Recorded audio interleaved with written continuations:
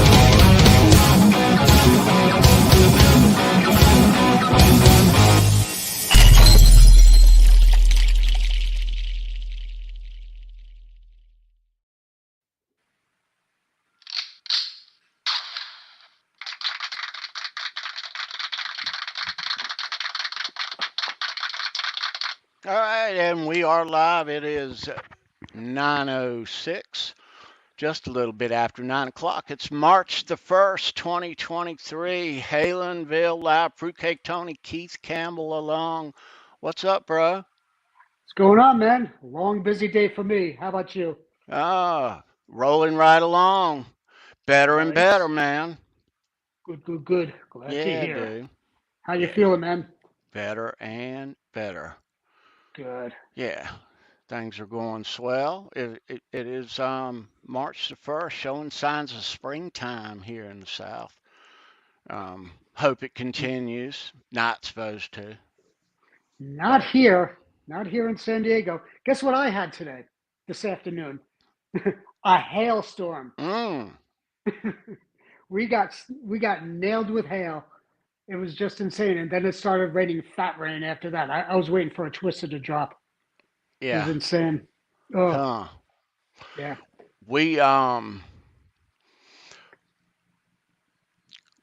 We have a special guest tonight.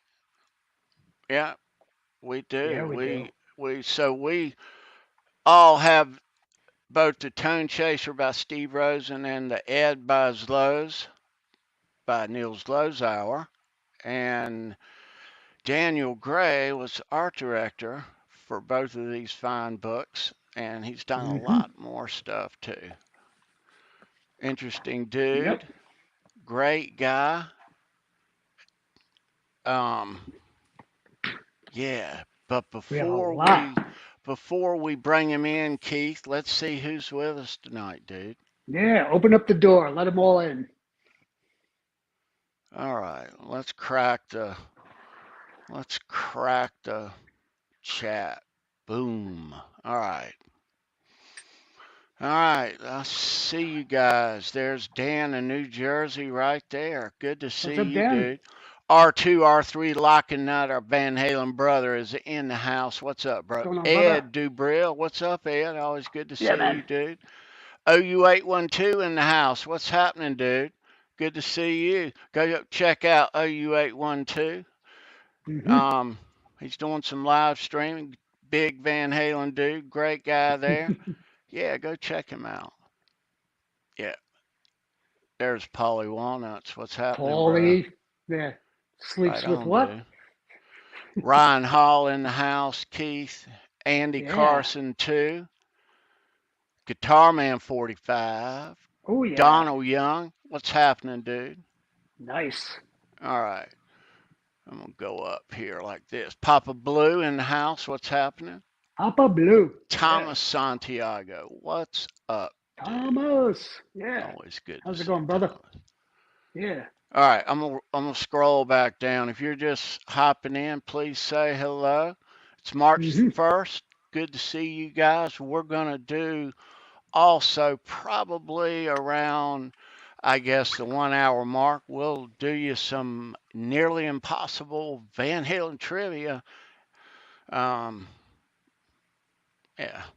I hope Yep. I made it hard enough. But for tonight, since I stumped them last week, right? Yeah, you did. All right. So we're going to give you a 1971 D quarter plus $1 million Van Halen bill, which I don't have one handy. You got one nearby, Keith? You can show it to uh, me. yeah, I do. I got one right here. I got one of the first Plus, ones you actually gave away. There he is. there you go. All right. Yeah, so throw in one of those. And that's Yeah. last week's prize. So for this week, we'll pop you a Van Halen 3 pass Ooh, from July 3rd. very All nice. right. Oh, I know So we're what show that doubling up. is. Del Mar Fairgrounds. Mm-hmm. Yeah, man. All Right up the right. street from me here. Nice. Yeah. Yeah. And So, I want to say hi to Janice Lala and to Christopher Live Sova. hey, dudes.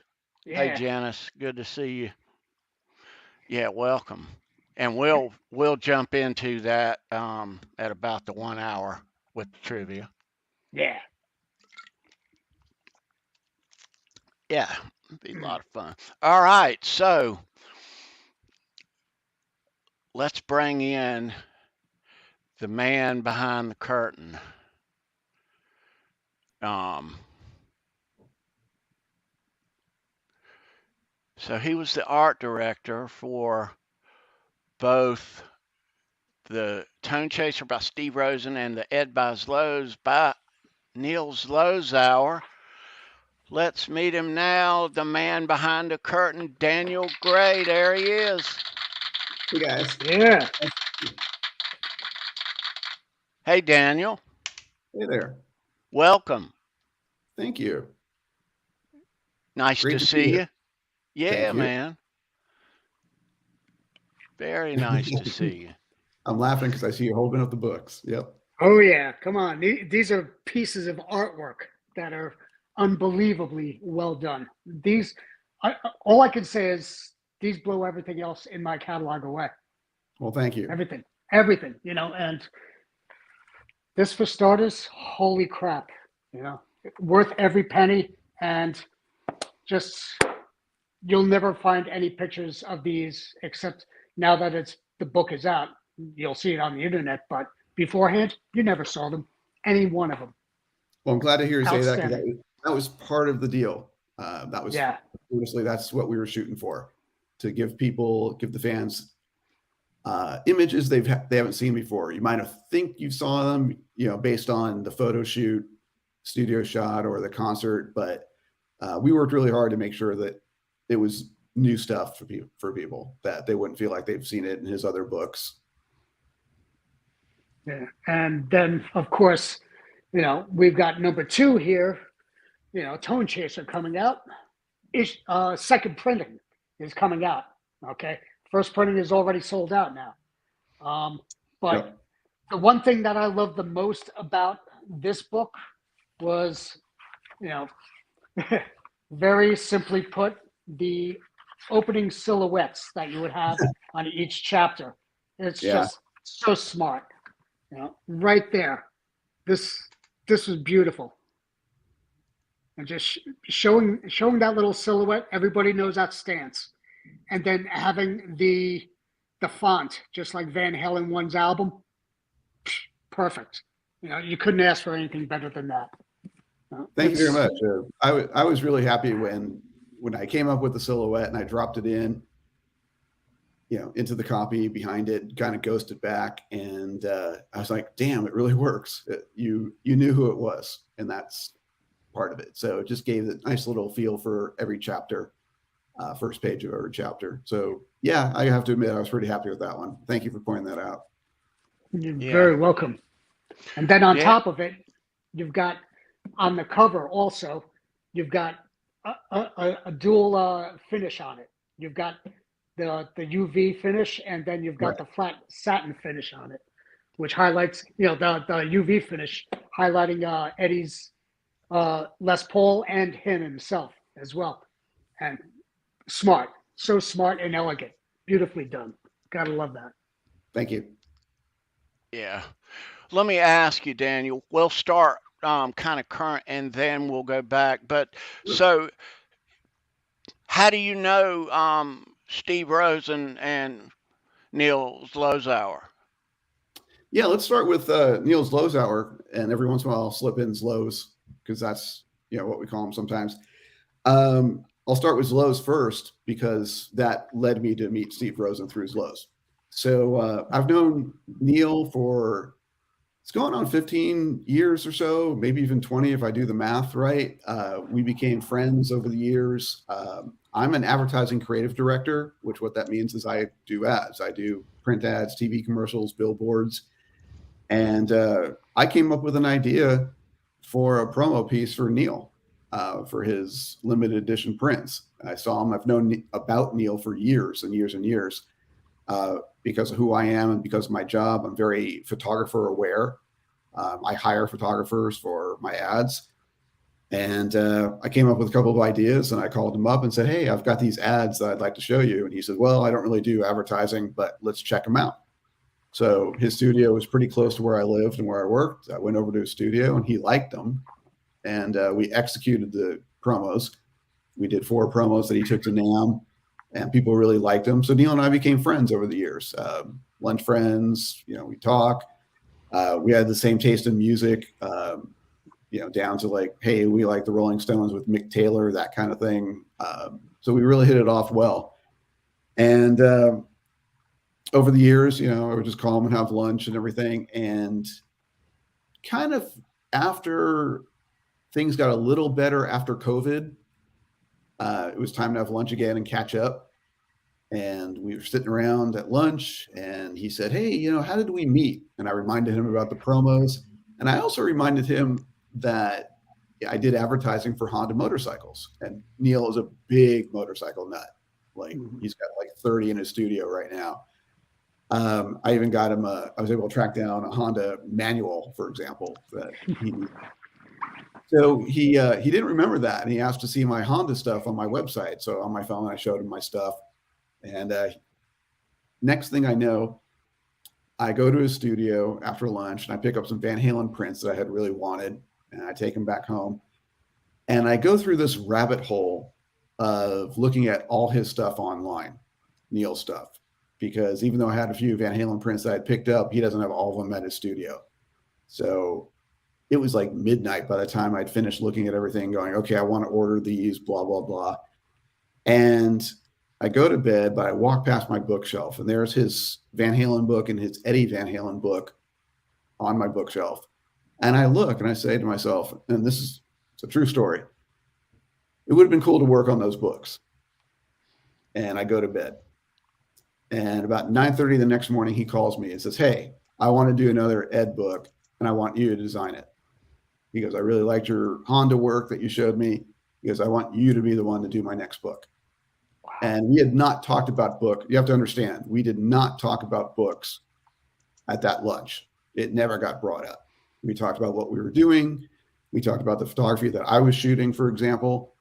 But it was crazy that he called me because I said, you won't believe what I said last night to myself, that it would have been great working on a book with you.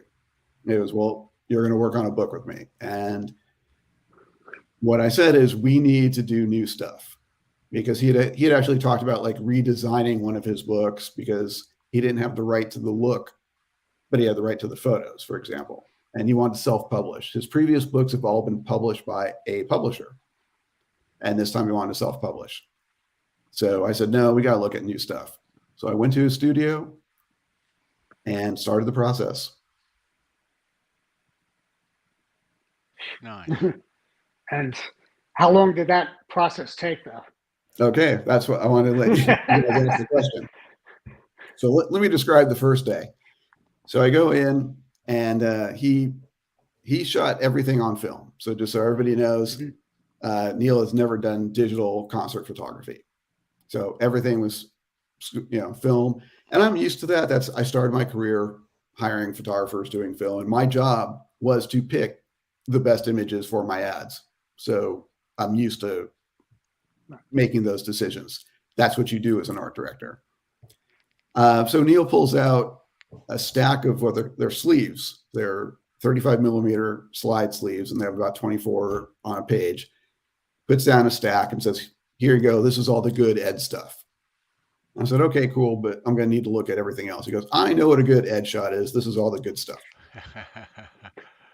And, I start making my picks, and some of them were in the other books. Like, it was organized by what he thought was the best. And this is the stuff that gets released to, like, anybody that calls and says, Rolling Stone says, "Hey, we need an Ed shot." He'll go to that group first.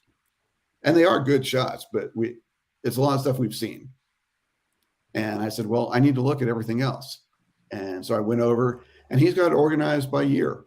So I go to the file cabinet, I pull out 1978 and start from the beginning. And I just start pulling. And after about 2 hours, he comes over and he says, "Okay, I need to see what you're doing." And so, because I'm making my own sleeves now, and he looks.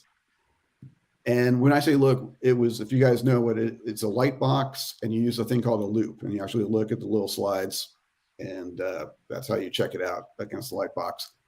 And he looks up and he says, "I got to tell you, I wouldn't have picked 95% of this stuff, but it's all effing good." He goes, "You got a good eye. I like what you're doing." And I said, "Well, you got to understand, I'm looking at this 3 ways. You only look at it 1. He looks at it like, what is a good Neil Zlozower shot for Eddie Van Halen? I look at it as, what is a good Eddie Van Halen shot? I'm now a photographer. What is a good photograph? And what will the fans like? What have the fans not seen? What's all the stuff that he's got in the vault that he just hasn't released for one reason or another? It didn't fit his feeling about what a good shot was at the time, but 40 years later, it's good. You know what I'm saying? So fresh eyes, fresh attitude. And so I just started picking, and I spent, I'd say, 6-8 hour days in the studio going through everything from 1978 to 1996. And then I've also looked at all the black and whites, but we picked so much color stuff that we left the black and white stuff out. Wow.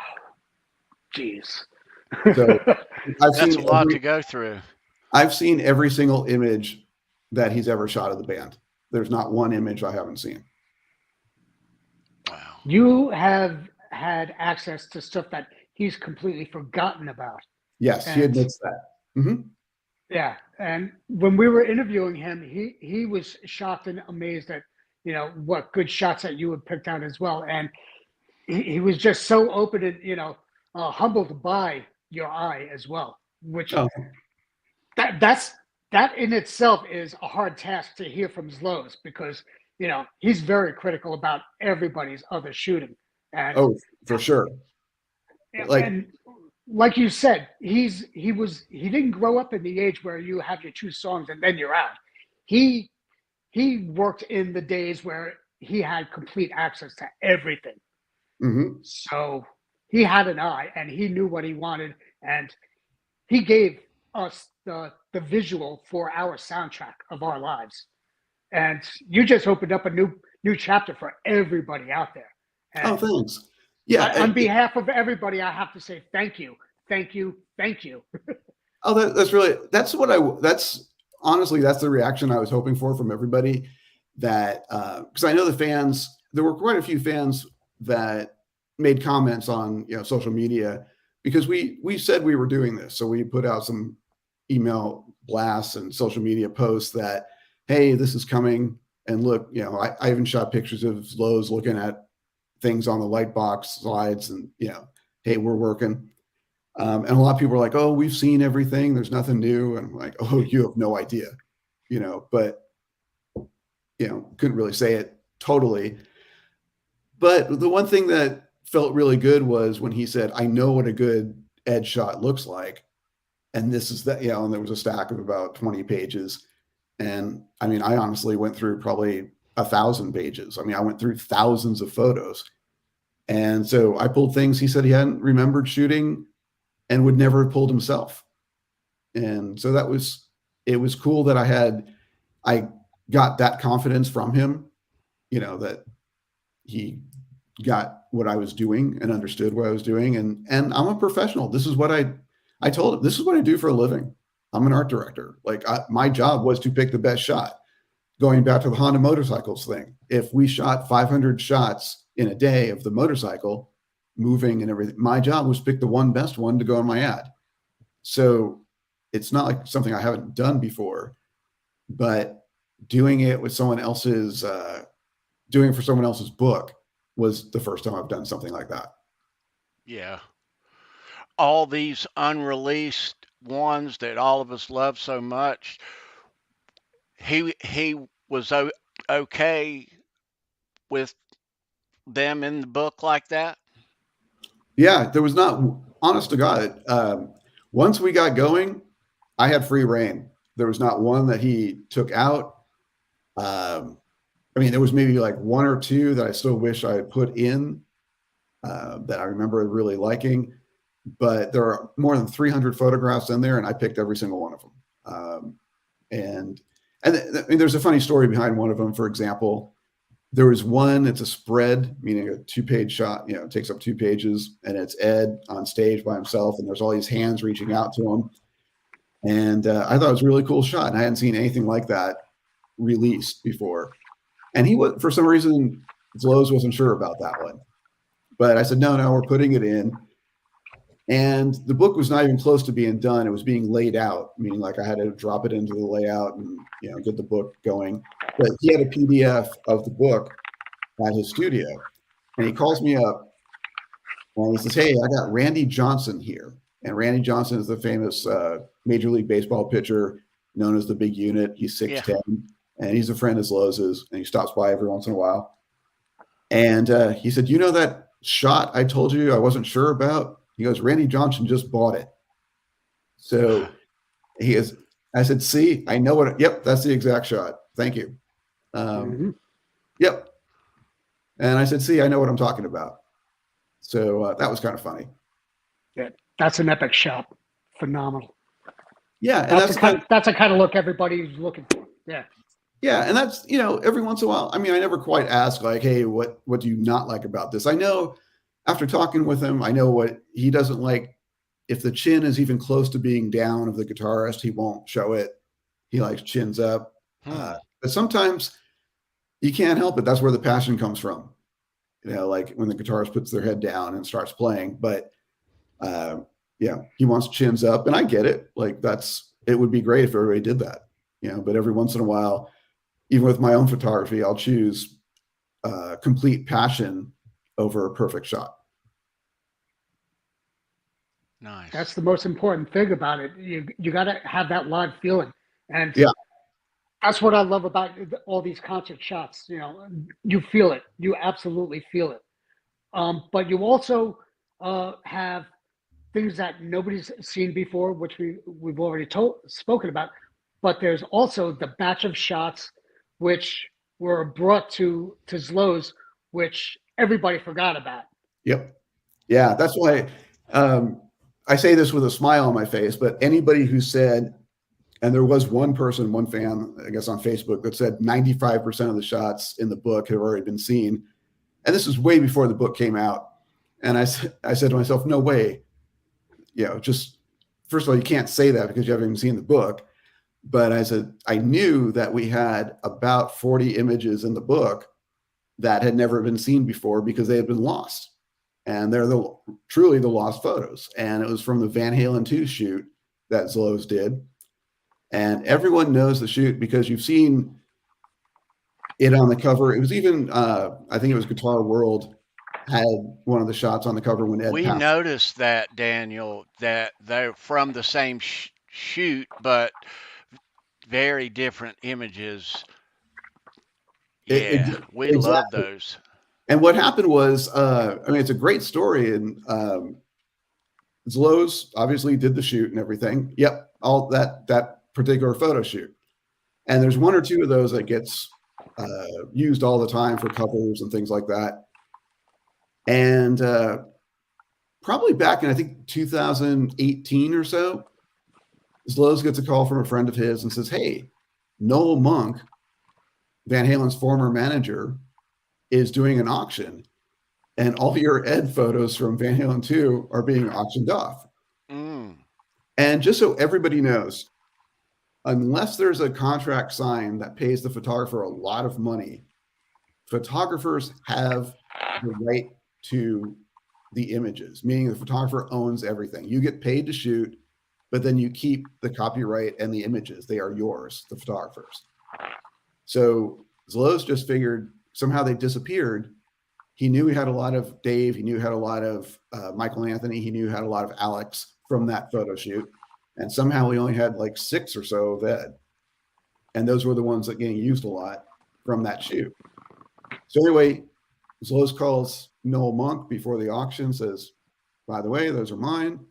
They know each other. Noel says, okay, cool. So all of a sudden, around 2018 or so, Zloz gets all his shots back that no one had ever seen because they got taken by Noel Monk, like I guess right after the photo shoot.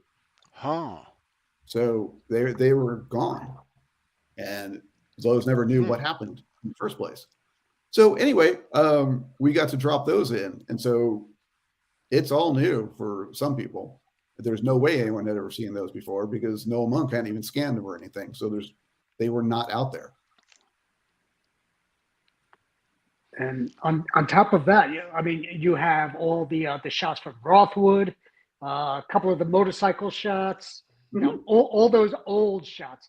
You've got so many things that, you might have seen the photo shoot shots that everybody sees, but never seen these. Never seen any of them. Exactly. What I tried to do was, and I did the best I could. Obviously, sometimes, images might have been put back in sleeves and they might have been scanned before. So, I can't vouch for all 300 or so never being seen before. But what I would do is I take a look, and a lot of them are famous photo shoots that Zloz did, certain backdrops and the outfits they were wearing or whatever. But I was like, wow, I don't feel like I've seen this one before. It's maybe an outtake from the shoot or just a different expression on someone's face. And sometimes what I tried to do in the book was do 2 shots of a photo shoot where the band is looking really badass. And then one thing I've really loved about Van Halen in my life was I think they're the most dangerous band that has the most fun. Like they're just badass band, but they make me laugh at the same time. Like this case in point. Right here. Yeah. Turn There's it around. Your front. Now flip it around. Yeah. And Ed would do that. He was hysterical when I was looking at these shots. He was always mugging for the camera and doing something funny. And by the way, this is an Ed book, just so everybody understands. If you all the fans probably already know, but this was kind of Zloz's tribute to Ed. He's already done one Ed book, but this was going to be it, So there are other band members in the book, but it's only in how they relate to Ed, meaning like it's going to be a full band shot that Ed's in. There's never an individual shot of David Lee Roth. There's never an individual shot of Alex. So lots of individual Ed, of course, but there's not individuals of the other band members. So whenever there was a band shot and Ed did something funny in the next, an outtake, I would put that in. So you get a feel for his personality besides his playing. Yeah. And it shows. It does show. It just comes out. Cool.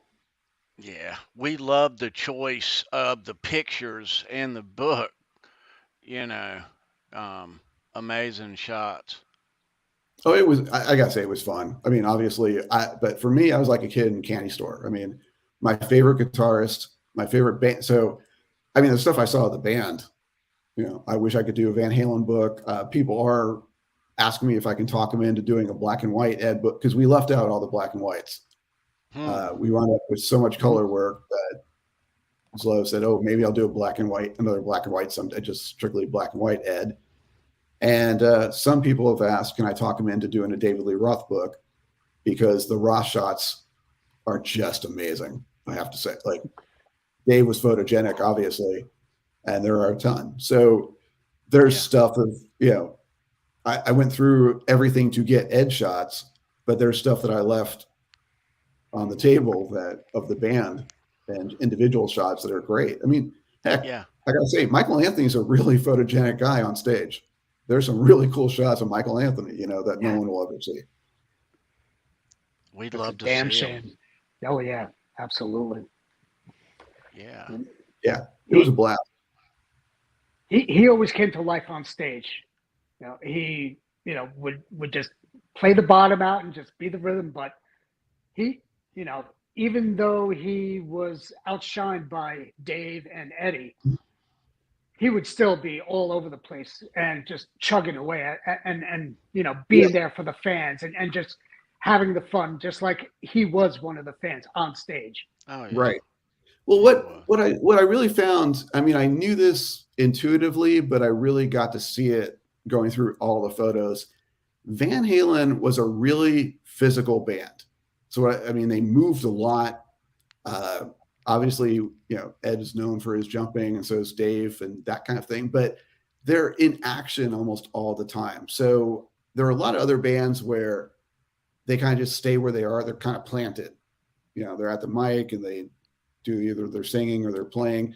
And now that I'm shooting photos myself, I see it. I see the difference in guitar players where a guy could be a virtuoso, but he might not move very much.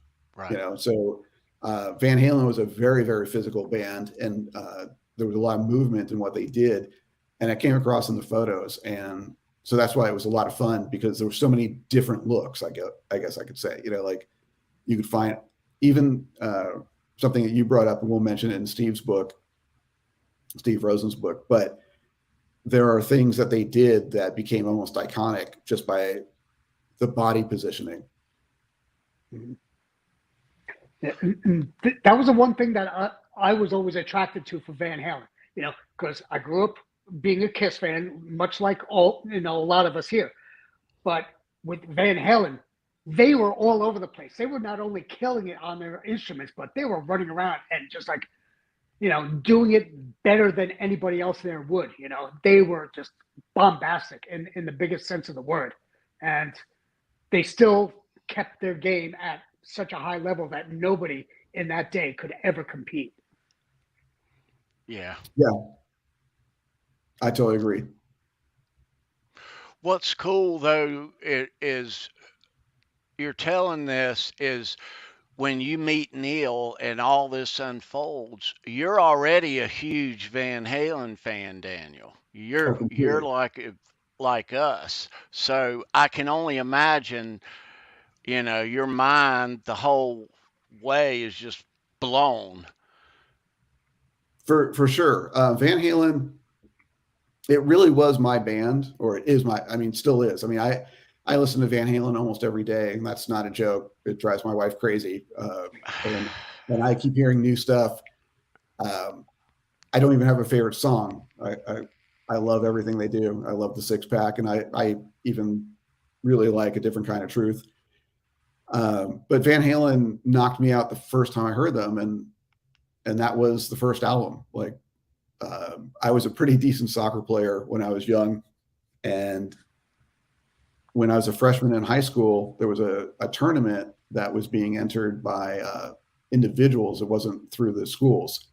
So a couple of juniors found out about me, and they said, "Hey, we want you to play on our team." I said, "Okay." And they said, "All right, meet us at school. We'll drive you." So my dad drives me to school. They pick me up in the parking lot. We go off to the tournament. It was an indoor tournament, indoor soccer tournament, so playing in gyms. And in between the game, the guy said, "Hey, let's go sit in the car and listen to some music. We got nothing else to do." It was a night thing. So we climb into his car. About 7 of us are in this guy's car. I'm in the back seat. And he says, "Oh, I got something new to play." And he puts in Van Halen 1. And all of a sudden I hear, that car horn that starts off Running with the Devil, hear the thump of the bass, hear Dave screaming. And I'm just like, oh my God. Like, honestly, I was like, this, for me, it was earth shattering. And the album had just come out. That was an 8-track he popped in. but it had just Nice. been out the month before, and I hadn't heard it yet, and it blew Nice. me away. So Right on, man. from that moment, yeah. That is cool. And because I picked up almost everything you could imagine about the band, even as a teenager, I knew Neil Zlozower's name. Like Of course. I saw the photo credit, you know, and so Yeah, man. everything kind of came together, you know, when I started my career and got older and became you know, it turns out moving to Los Angeles, I grew up in the Bay Area in Silicon Valley, but moving to Los Angeles, and I wound up working pretty much down the street from Neil Zlozower's studio. So it was very easy for me to stop by and meet him, and we got to be friends. So Neil and I are friends now. Nice. That is so cool. Yeah. I mean, God, that's like, you know, any Van Halen fans are wet dream just to like get to fanboy on over, you know, how many pictures do you think he has? About 50,000 of Van Halen? He has a lot. I mean, his whole studio is amazing, frankly. Like when you realize that he shot almost everybody you can imagine. I think I've told you a few times, you know, I'm now shooting myself, and he called me once and he goes, "Hey, who have you shot lately?" And I said, "Oh, I just shot Lionel Richie." And he goes, "Oh, huh." He goes, "You know, I shot the Commodore's live cover, you know," and I just don't think of him as a Commodore, you know, photographer. He goes, "Oh yeah, I toured with them for a year." You know, there's almost nobody that he hasn't shot, you know. Yeah. It's pretty cool. That's cool. And That's cool. we're going to be getting into your catalog as well, because when you see his catalog and you go to his website, you're going to be amazed at his shots. So vibrant, and you know, not just the color shots, because they just explode with color, but the black and whites are, you know, nothing like anything I've seen before out of this world. We'll bring those up, Keith. Yes. Whenever, yeah, dude, I got them ready. Mm-hmm. Yeah, so I guess you might want to ask about Tone Chaser. Is that? Yes. First thing I do want to do is tell everybody who hasn't gotten these books, okay? And by Zloz, okay, if you want it, you can go to Zloz.com, okay? And he'll sell it to you directly. Okay? Yep. And he will also autograph it for you too. He will sign it just like that. Okay. It's also available on, I believe, Van Halen store. Yes. So check with them. Yeah. They'll have it also. I don't believe that it's autographed though, but if you do want it autographed, go directly to Zloz. Then you've got Tone Chaser. Okay. And you can go through his Facebook site to get all the info. Also, he is listed on Amazon, I believe. Is that right, Daniel? And yes. What else is he listed on? I think just Amazon, as far as I know. Okay. Yeah. And if you're going to order it, you're not going to get this one, because he's got a new cover for the second pressing. He just did Eddie Trunk's show this past week. And because of that show, this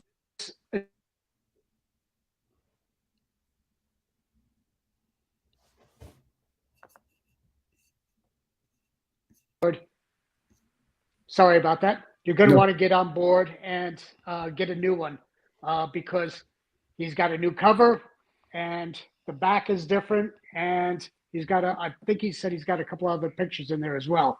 Yeah, so, I helped. I redesigned the cover and helped choose the new photo and everything. Mm-hmm. Yeah. So going back, send me an image of that, Keith, if you would, of that new cover. Oh, yes, yes. If you would, and I'll show it if you can send it to me. Yeah. Okay, yeah. I will step right out, and I'll be right back. Yeah, there are a couple of things I forgot to mention as far as the Zloz book goes. So Zloz, as I said earlier, did want to self-publish. So that's one of the reasons I got involved versus the publishing company designing it. And so my big goal was to make it as good, if not better, than anything that you would see on the stands.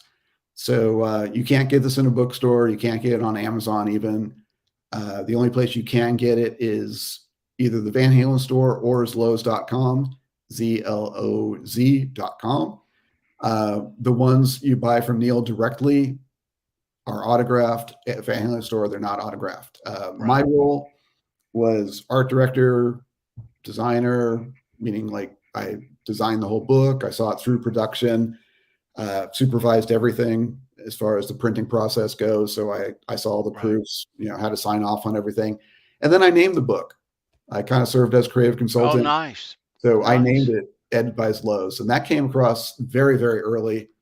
And that was just me, saying to him, hey, what did you call, Eddie? And he goes, oh, I called him Ed. And I said, okay, what did he call you? And he said, he called me Zloz. I said, okay, the name of the book is Ed by Zloz. And he goes, I like that. So I named the book. All right. I sent that to you, Tone. It's on your Facebook got it. Messenger. Thank you. Cool. So I love the new cover you got there. Beautiful work. Oh yeah, for Tone Chaser. Yep. Yeah. So I met Steve Rosen through Neil Zlozower. The funny thing is, I was aware of Neil. I was actually aware of Steve Rosen. I purchased Guitar World. I purchased Guitar Player when there were interviews with band members that I liked. Especially, I still have a lot of the copies. The Eddie interviews, and a lot of them had great covers. So I was just buying that stuff. So I knew who Steve was, but I got a call from Steve roughly about halfway through the Ed by Zloz book. It had not been even sent to the printer yet, but Steve had gone to Neil. They know each other. They're friends. Neil has shot a lot of stuff used on the covers of like magazines that Steve did interviews for, that kind of thing. That they crossed paths a lot over the years. Right. And Steve called Neil and said, "Hey, I'm doing an Ed book," and Neil said, "Oh, you should self-publish. And not only should you self-publish, you should call my guy Daniel." So I get a call from Steve. "Hey, I'm doing a book. Would you be willing to design it?" And I'm like, "Oh my God, I've got a Van Halen photo coffee table book, and now I'm going to have a Van Halen book." In the same year. And amazingly enough, they basically came out within a few months of each other. So they finished up around the same time, even though that wasn't the original plan, but that's how it timed out. So I get a call from Steve. He sends me the Microsoft Word document that was his book. And frankly, I think only one other person on earth had seen it. So I was only like the second or third person to even read the whole thing, start to finish. And Steve will vouch for this. I kind of served as kind of creative consultant as well, where I asked a lot of questions. I can't help myself because I'm a creative director, not just a designer. Right. So I asked a lot of questions. I was like, "Hey, you say this. Did you really mean it? You end a chapter this way. Do you really think you should?" And sometimes he was like, frankly, too self-deprecating. Like he's like, he would play little gags about maybe not remembering something. And I'm like, "Yeah, but you're real specific about the flavor of coffee you're drinking. And you say you don't remember this event, and let's clean that up," that kind of thing, And then I don't know if you guys realize, there's the legendary story that he was contracted to do Eddie's biography back in '85 or so, and that's part of what the book is about. Trying to get the biography done, and he started it. And Ed finally changed his mind over the years. He never felt comfortable. He never felt like it was time to put out a book. So Steve's book is more of a memoir about the interviews and working with Ed and meeting him and he became Ed's friend over the years, or as he calls him, Edward. But I did ask him, I said, "Steve, you must have done a lot of work on the book." He goes, "Oh yeah." And I said, "Well, did you interview people?" He says, "Oh, I've got a ton of interviews." I was like, "Put them in." So it made more work for me because it created an whole chapter at the end, which is another like 60 pages. This book is a beast, by the way. Both of them are huge, but 600 pages total. It's 600 pages. And and Steve won't mind me saying this, but I went into this not knowing how long a regular book was, because I design magazine ads, art direct magazine ads. I do billboards. I've done inserts. I've done annual reports, but this is my first book. And this is small print as well. Yeah, I tried to make it readable. I chose a readable font and everything, but so I never knew the mathematics that went into it. And it wasn't until I had taken the job on and found out that the average book is about 70 to 90,000 words. And this is 280,000 words, which just means a hell of a lot more pages and a lot more to lay out and design and that kind of thing. And it's also, you'll notice when you look at it, it's kind of designed three ways. The interview is slightly designed. The interview pages are slightly designed differently than, say, the regular pages, that kind of thing. So right, because he includes a lot of interviews and a lot of unseen full interviews, that kind of thing. So any fan who has read Steve's interviews with Edward will be in for a treat, because they're like the full unedited interviews. So it was really great. We enjoyed his layout and how it varied like that. Mm-hmm. Yeah, that was done by choice. So that was staying on top of that. Yeah. And then I think before our show, Keith brought up a couple little things that I did with the Ed silhouette and stance. And that's what I was talking about, it being a physical band. Like, that stance, like I got permission from Zloz to use one of his photos for that. And I created the silhouette and dropped it behind every first page of a chapter. Yeah.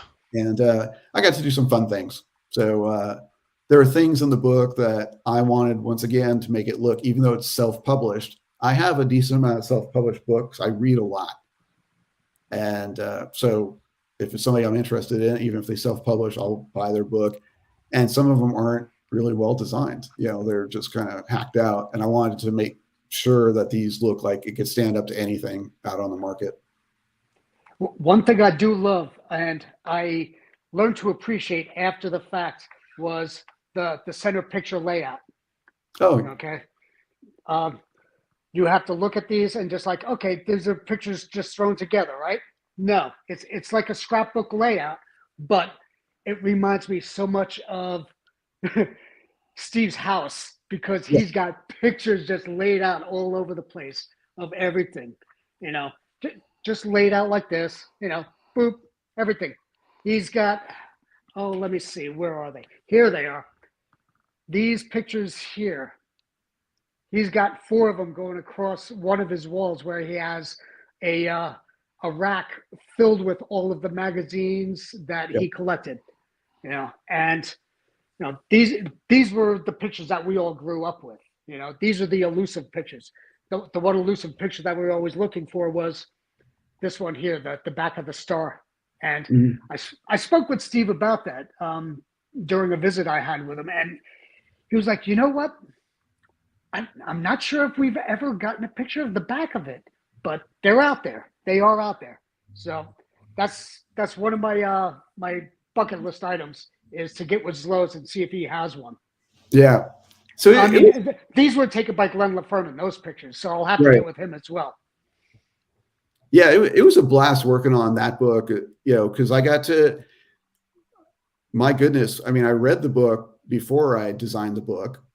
So I read the Microsoft Word document, and just doing the book and, editing on the fly. I mean, we did things you're really not supposed to do, which was I laid the book out and then we started editing, and caused a lot of layout issues when you edit when it's already laid out. But point being, I probably read the book 19 times.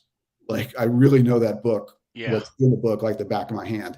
Right. And so for a Van Halen fan, it was very enlightening, because I feel like I got an even better handle, as much as you can, on Edward. And it was really interesting because I was working on the book as I was reading 2 other books that had just come out, because Ed had really just passed away. So I read Brad Talinsky's book during this time period and a couple others. So I'm getting all this Ed information at the same time, and I'm cross-referencing in my head what I'm reading from Steve and what I'm designing. I mean, I'm literally designing a book, 2 books actually. I'm looking at photos, I'm designing words, I'm hearing Ed in my head, and I'm reading the others. And even during that period, I read a brand new book on Led Zeppelin. I read a brand new book on John Bonham. I just read this stuff like crazy. And I was sending photos to Steve Rosen as I just finished this one, you know, and he couldn't believe all the stuff that was on my nightstand. Let me ask you this, Daniel. You being involved in the process of Steve's book, how can we've talked to Steve and he's told us, but what were the conversations like about the content, the personal content that might be questionable to the mass public? Sure. On the Steve front, for example, like there was one time early on when he describes how he actually didn't like the first Van Halen album when he first heard it. It didn't work for him. And I asked him to be much more specific about that, about why. And he was also, and he still is, he's a huge Jeff Beck fan.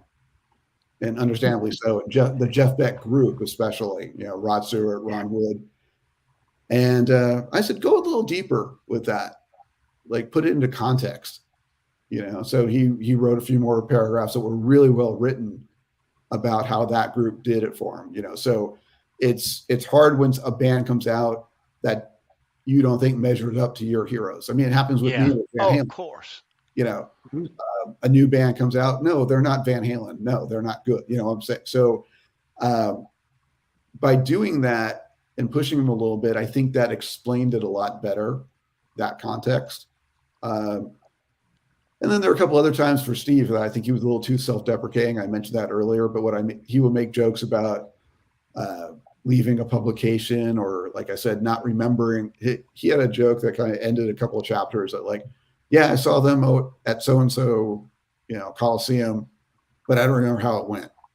And I said, okay, I get you're making these jokes and it's kind of funny, but you need to say what it was like seeing them, you know, like what were, you know, he talked about Ed's playing quite a bit, but he didn't talk about the band a lot, you know? So I said, you need to say if they were good, they were good, you know? And so, and then as far as with Edward himself, there were a lot of revealing things about how he felt about band members, about Dave, about Michael Anthony, that kind of thing. And I really got a feel for maybe where he was coming from. And we just talked every once in a while, me and Steve, about how far do you go with that? Right. So I was just kind of like a sounding board for that. And then with this book, I helped name this book too. So yeah, nice. Yeah, us as fans, knowing Steve and knowing he was writing this book, we as fans, you know, good, bad, ugly, however it's viewed, it's the truth, and it happened. Mm-hmm. You know, so yeah. Yeah, it was, you know, I won't get too deep into it because the fans can read it, but, you know, just how he felt about, we all know about Michael Anthony being cut out, for example, of royalties and things like that. And I want to say I got a better feel for maybe why and that kind of thing, and maybe understood it a little better after reading the book. So I found it enlightening in a lot of ways. Yeah. And it was, you know, like you said, it's Tim Thomas pulling out, you know, it's tearing off the Band-Aid, but it is, you know, it's a human and honest reveal, you know, like you know, they would reveal warts and all, you know, but it shows the human side of what Eddie's viewpoints were and his frailties as well. You know, he wasn't just a guitar god, you know. He was just a dude. He had these feelings, and he knew what he was going after, and he needed everybody to be on board with it. Yeah. And the other thing that really and Steve and I talked about this a lot, not about whether it should be in the book, but we just talked. And every time something would hit me, Steve and I would have a nice hour to 2 hour conversation just about life and stuff and about Ed.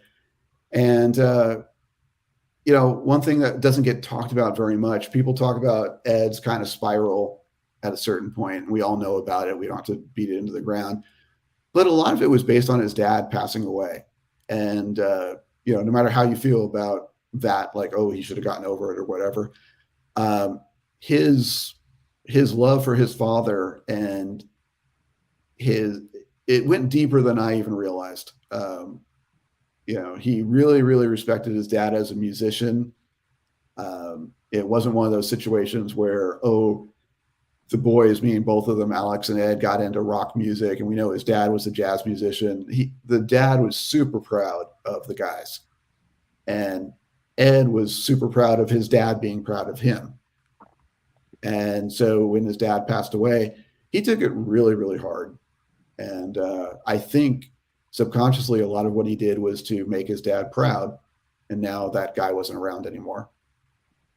You're absolutely right, because when they first got the album deal and they first started going on tour, Steve actually brought it up in part of his interview that, he asked, what's the first thing you're going to do with your royalty checks? And just like that, he said, I'm going to retire my father.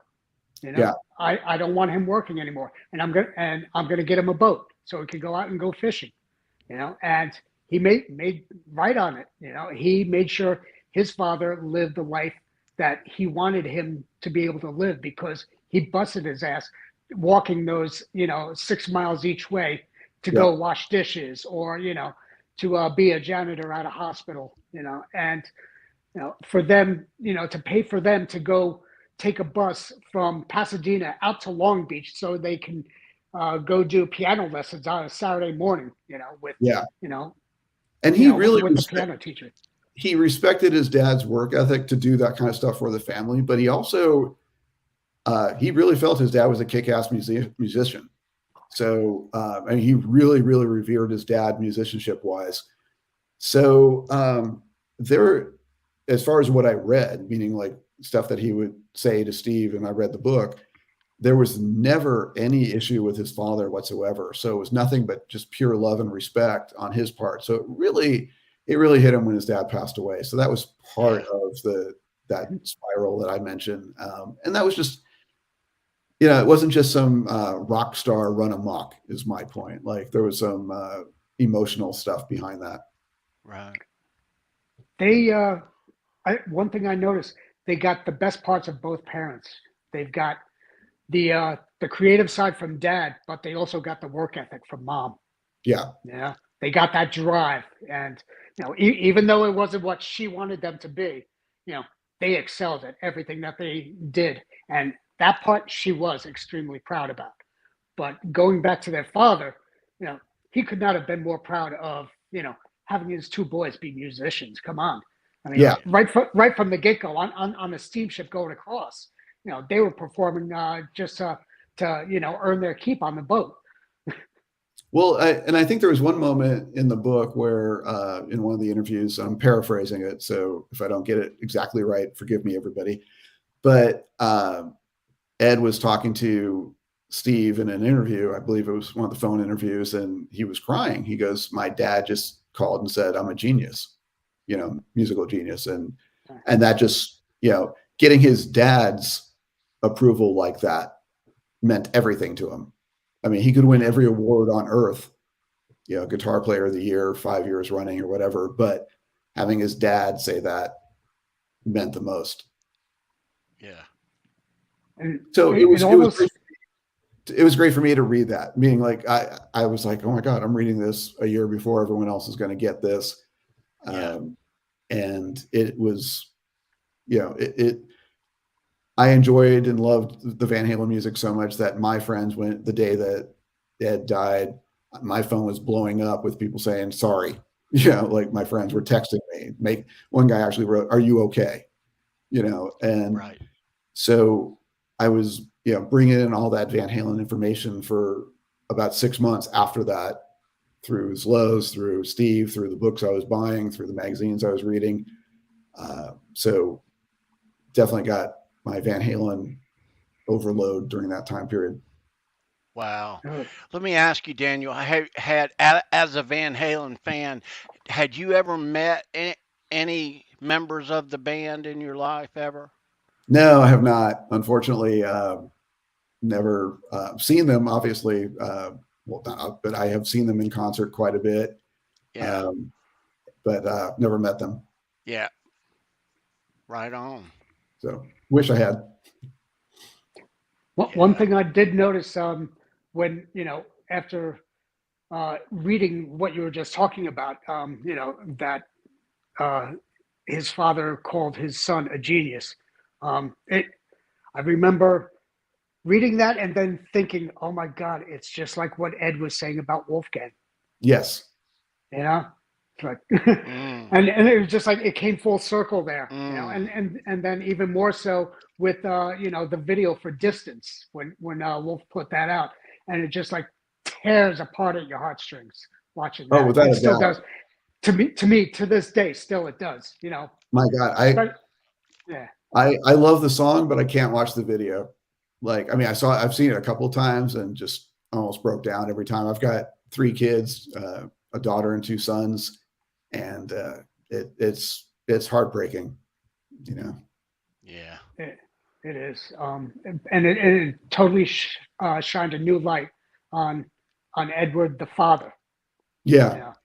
Not just the proud pop of what kind of musician his son is, but him just being a dad. Him being a husband with Val, and them spending the time with Wolf. And enjoying life together. Yeah, just like open that window. Yeah, I think he really liked being a dad, and even Steve and I talked about that. Steve's book is amazing, and it talks about Steve's relationship with Ed, and there's even fallout, but there's even you see it in the book, and that there's a distance that happens between them. But it starts around the time Wolf was born, because you change, and I don't mean you change as a person, but your time changes. I've got, as I said, I got 3 kids. I can't spend as much time with friends as I might want to, but on the other hand, I kind of don't want. I like being with my kids. Like, I liked being their soccer coach, that kind of thing. So you make choices as a parent, and that changes your life. Guys, we are, if you're just joining us, we're live with Daniel Gray, art director of the Steve Rosen Tone Chaser and the Ed by Zloz, Neil Zlozower book. Let's show those books, Keith. These things are beasts. I mean, you could do a workout just carrying them and lifting them. I mean, this one is a little bit heavier than this one, but geez, these things are girthy. So Daniel is the art director of both of these books. So thank him for how lovely they are. Yes. One thing that I got to ask you, Dan, did you come up with these as well, the bookmarks? Steve asked I took the photos, and then Steve asked for them, and he went to like a print shop and had the bookmarks made. So all accolades to Steve for pulling that off. Also, I saw it myself at one of the book signings, and I went, "Oh, good job, man!" That was pretty cool. Very smart. Right on. Very smartly done. Yeah, love it. What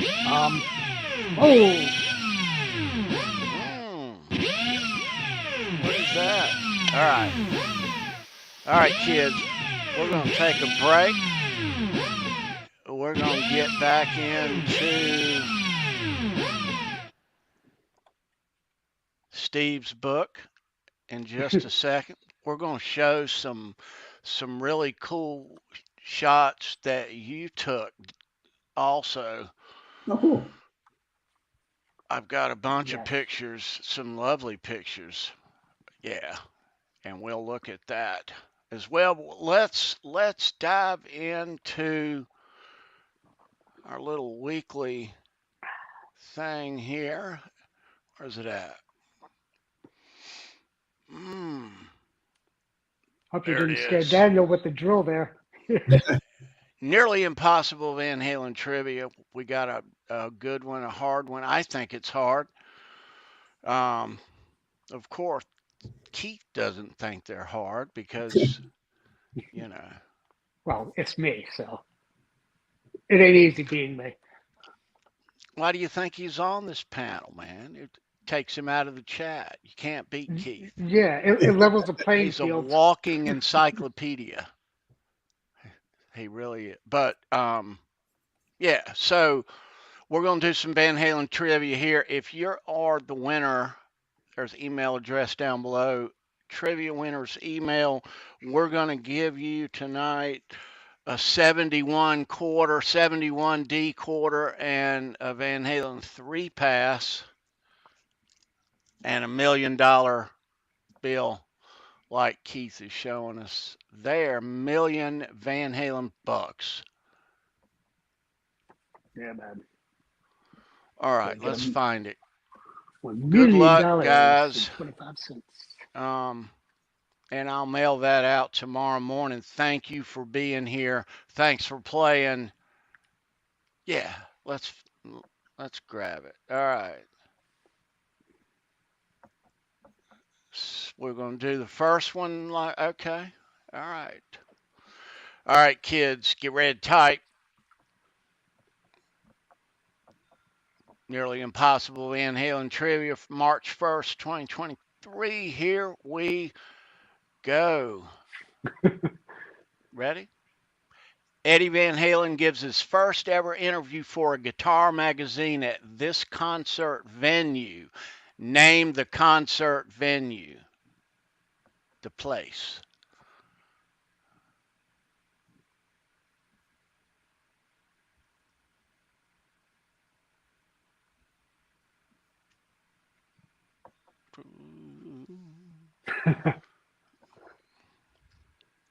No, Silver. Any answers coming in?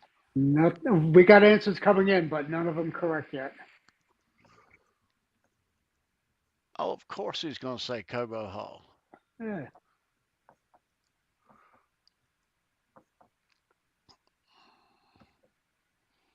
All right. So he didn't give this interview on the phone, or he gave it in person at the venue.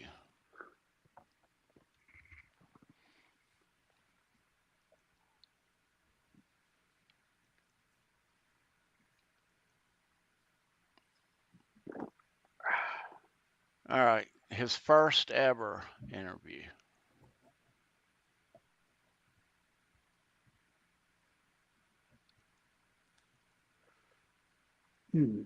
Let's see. We've got the Garden, Vic Theater, Cobo Hall, New Haven't Haven. we talked about Texas this recently, A&M, Keith? Rockpalooza. Yes, we've talked about it, and everybody should know this already. Whiskey A Go-Go, Riverfront Stadium. None of them are correct.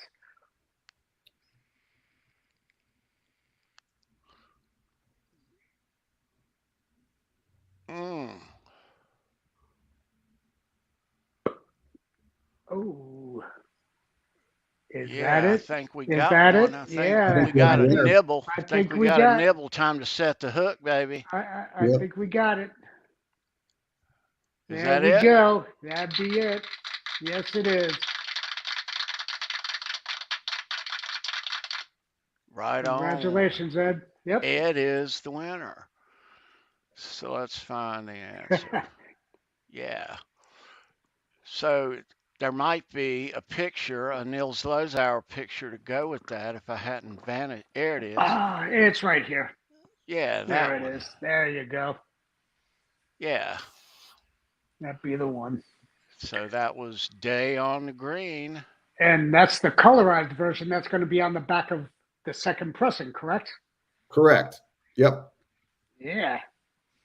So that's one of the new updated revisions on the second pressing. You know, Yeah. other than the front. There'll be a new cover new back photo, meaning it's in color. There'll be a Let's couple show of that. there'll be a couple. Yep, There it is. preview cover. One for the Yeah. ladies. So that's your new cover for Tone Chaser, kids. If you order.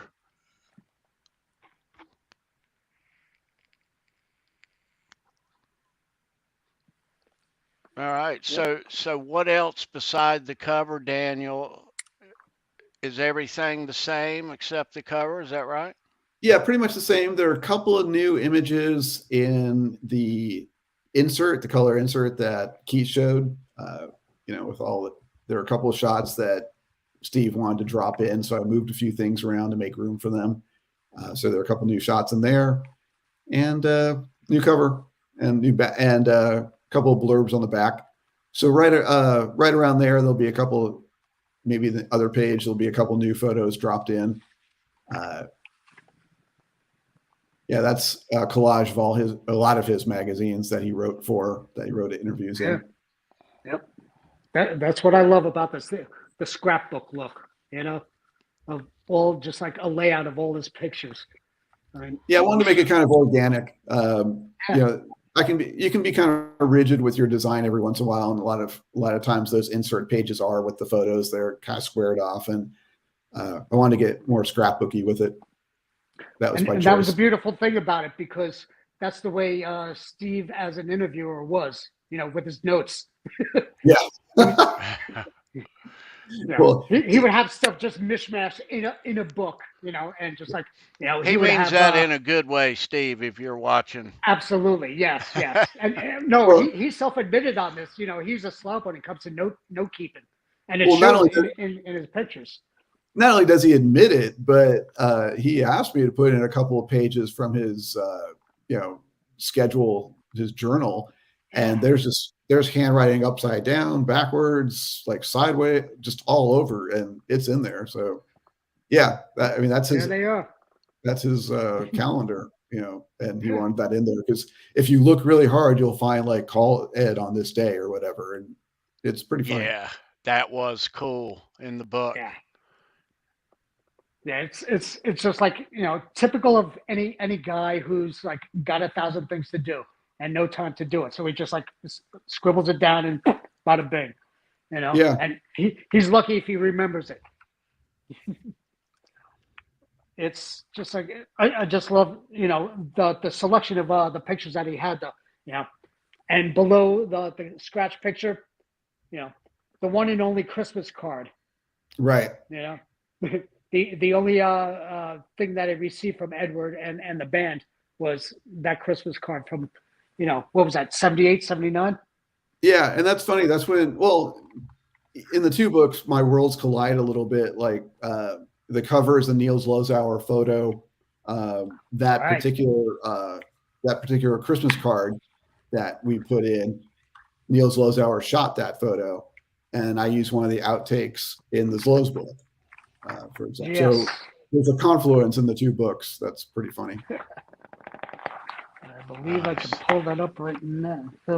It's somewhere in here, but the selection on these pictures is just off the rails. I mean, there are pictures that even people who have seen them, a lot more than I have, and bigger fans. They've never seen these pictures before. Yeah, we appreciate that part of it, Daniel, that stuff, the unseen before stuff. We all know Neil's work, and but just to see the goodies, like, we so appreciate that.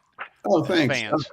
I tried to make sure, when something caught my eye, that kind of that holy cow moment, like, I don't think I've seen this, or jaw dropping, or if there was a moment where it's like, wow, I'm not really sure. Obviously, the fans know, and I know a little, but I don't really know if I've seen this guitar shot very often. And I would make sure I'd pull that to the side. Him on stage with a guitar that maybe he only played a few rounds or like one tour or something, and then it faded away or whatever. So I tried to make sure that all the guitars were represented, even for the hardcore fans.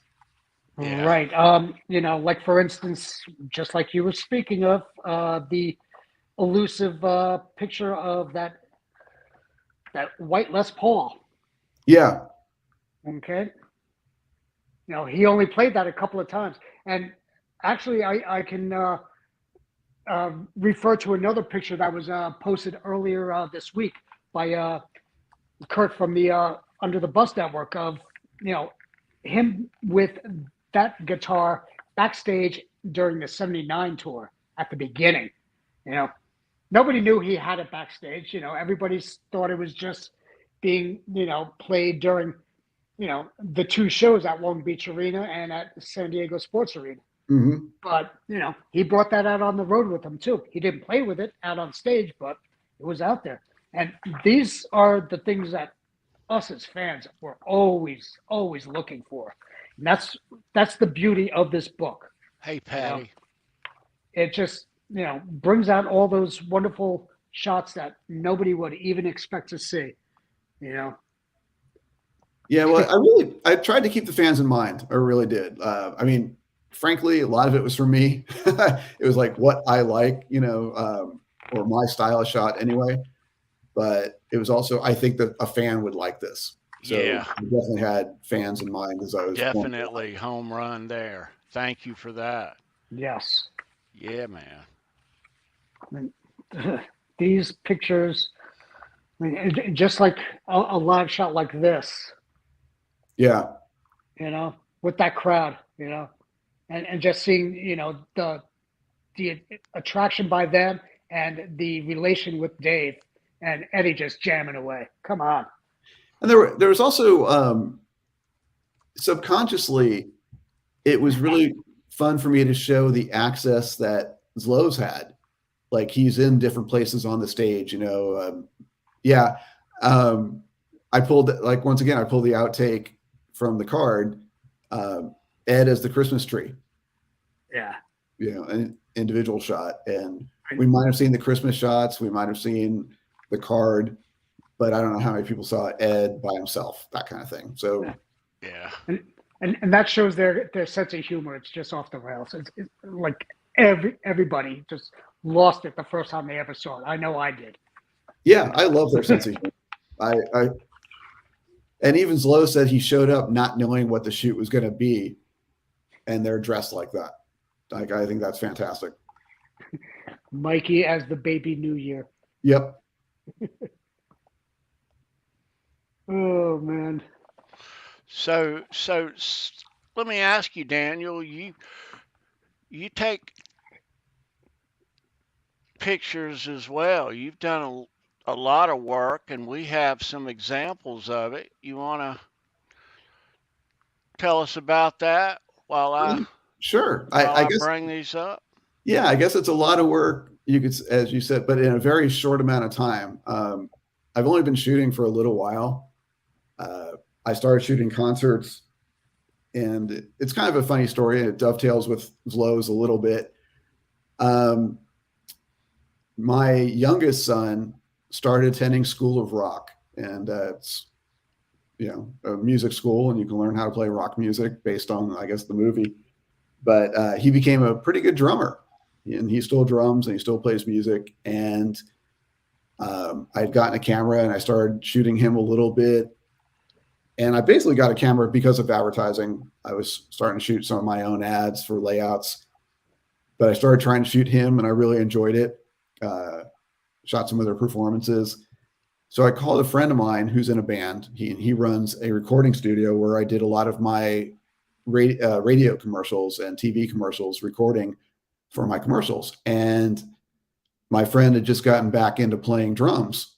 And I said, hey, are you playing anytime soon? I'd like to shoot your band. And I sent him some of my photos. He goes, yeah, I really like your stuff. He goes, you can shoot my band. Well, his band opened for George Lynch. And I'm a big George Lynch fan as well as Ed. And so not only do I get my friend band, but I get George Lynch. And after I shot that, I was like, I really like this. So I just started emailing managers of bands that were coming into town. And I would say roughly 50% were like, sure, you can shoot my guy. And so it just kind of expanded. And about a year and a half after that, I had lunch with Zloz. And my wife even said, "Are you going to tell him that you're shooting?" And I said, "Hell no." I said, "No, no, no, no, no, no." I said, "I'm not going to take the abuse. There's no way." So we have lunch, and I asked him, I said, "Hey, have you shot anybody lately?" And this is before he like officially retired. So he said, "Nah, I'm not shooting much." He goes, "I'm not going to shoot at all." He goes, "Every idiot with a camera is calling themselves a photographer." And I said, "Yeah, that's me." And he said, "What the hell are you talking about?" I said, "Well, I've been shooting a little bit." And he goes, "Let me see." So I show him on my phone. And he said, "Wow, you're actually pretty good." So he is now one of my biggest supporters.